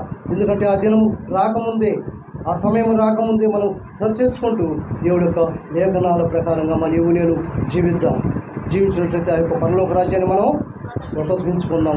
కాబట్టి ఈ యొక్క మధ్యాహ్న కాల సమయంలో మనకి ఎంతో తెలియబడుతూ ఉంది, హెచ్చరిక చేస్తూ ఉన్నారు. కాబట్టి అదే అంటాడు, దుర్మార్గులు నశించడం నాకు ఏమాత్రము ఇష్టం లేదు. హెచ్కేలు 33లో అంటాడు, వారు తమ ప్రవర్తనను దిద్దుకొని బ్రతుకుటే నాకు ఇష్టము. నేను ఇష్టపడేది అదే. ఎందుకంటే మీరు పాపంలో నశిస్తూ ఆ పాపంలో పడిపోవటానికి నాకు ఇష్టం లేదు. పాపాన్ని సరి చేసుకుంటే నిజమే ప్రభు, నువ్వు నా కొరకై నా పాపాలను నీ మీద వేసుకుని నువ్వు ప్రాణ త్యాగం చేసావు ప్రభు. నా తండ్రి, అందును బట్టి నేను ఏ విధంగా జీవిస్తున్నాను, ఏ విధంగా నేను ఉంటున్నాను ప్రభు. పాపంలో నశించుకోవటం ఆయనకి ఏమాత్రమో ఇష్టం లేదు. ఆ పాపాన్ని సరి చేసుకుంటూ నిజంగానే ప్రభువా నాకున్న జీవిత కాలం వరకు నా తండ్రి నేను నీకు సమర్పించుకుంటాను ప్రభువా. నీ యొక్క రాజ్యంలో నేను ప్రవేశించాలంటే నేను జాగ్రత్తగా నడవాలి ప్రభువా. ఈ లోకంలో నా తండ్రి నైనా ఎలా నడుస్తున్నాను, ఏ విధంగా నేను ప్రయాణిస్తున్నాను, నా మార్గం ఏంది, నా గమ్యస్థానం ఏంది అనేది నేను ఆలోచించుకోవాలి. ఇప్పుడు చూడు, మనం వెళ్ళంగానే మనం ఎక్కడికి వెళ్తాం, మనం అయిపోగానే మనం ఎక్కడికి వెళ్ళిపోతాం? మన ఇంటికి మనం వెళ్ళిపోతాం, అవునా కాదా? మన పని ముగించబడింది, మన యొక్క ప్రార్థన అయిపోయింది, మన ఇంటికి మనం వెళ్ళాలి. అలాగే మన దినాలు కూడా ఎన్ని సంవత్సరాలు మనం ఈ లోకంలో ప్రయాణించేది, మన ప్రయాణం కూడా అయిపోతూ ఉంది. మరి ఆ ప్రయాణం కాకముందే మనం జాగ్రత్తగా మన ఇంటిని మనం సరి చేసుకోవాలి. ఆయనకి ఇష్టంగా ఉండే ఇంటిగా మనం సరి చేసుకుందాం, మలుచుకుందాం, జీవిద్దాం. అలా జీవించినప్పుడు మన యొక్క హృదయం ఆయనకి ఇష్టంగా ఉంటుంది. ఆ యొక్క గమ్యస్థానం మనకు తెలిస్తే ఏ యొక్క దేశం నుంచి మనం వచ్చి ఉన్నామో ఆ దేశానికి వెళ్ళటానికి మనము సులువు అవుతుంది. మనం తెలుసు, మనం వెళ్ళొచ్చాము ఒక ప్రదేశానికి, ఆ ప్రదేశం నాకు తెలుసు, ఏ సమయమైనా ఏ గడియ నేను వెళ్ళిపోతానని ఒక నిరీక్షణ ఉంటుంది మనిషికి. ఎందుకంటే ఆ ప్రాంతం, ఆ ప్రదేశం మనకు తెలుసు. కాబట్టి అలాగే మనకు కూడా ఈ పరలోకం మనకు తెలుసు. ఆ ప్రదేశం నుంచి మనం వచ్చాము, పరలోకం నుంచి మనం వచ్చాము, మరలా పరలోకానికి మనం వెళ్ళాలి అంటే ఈ లోకంలో కొంతకాలం మనకి ఇచ్చాడు దేవుడు. ఎందుకంటే ఎలా జీవించాలి, ఎలా బ్రతకాలి, ఏ విధంగా నా బిడ్డలను మయంపరచాలి, నన్ను ఘనపరచాలి. నాకు మహిమ తెచ్చేవారికి ఉంటారు, నాకు అందించే వారిగా ఉంటారని ఆయన వేచి ఉన్నాడు. కాబట్టి మనం నిజంగానే ప్రభువా ఈ యొక్క మధ్యాహ్న కాల సమయంలో ఇచ్చిన ఈ సమయంతో విలువైన ఈ సమయాన్ని ప్రభువా సద్వినియోగం చేసుకుంటాను ప్రభువా. నీకు నమ్మకస్తుడిగా ఉంటాను ప్రభువా, నీకు లోబడతాను ప్రభువా. నా తండ్రి అని చెప్పి మనం ప్రతి ఒక్కరు ప్రార్థించేవారిగా, ఆ రాజ్యంలో ప్రవేశించేవారిగా ఉండాలని కోరుకుంటూ ఈ మాటలు నేను ముగిస్తున్నాను. కొద్ది మాటలు దేవుడు దీవించును గాక.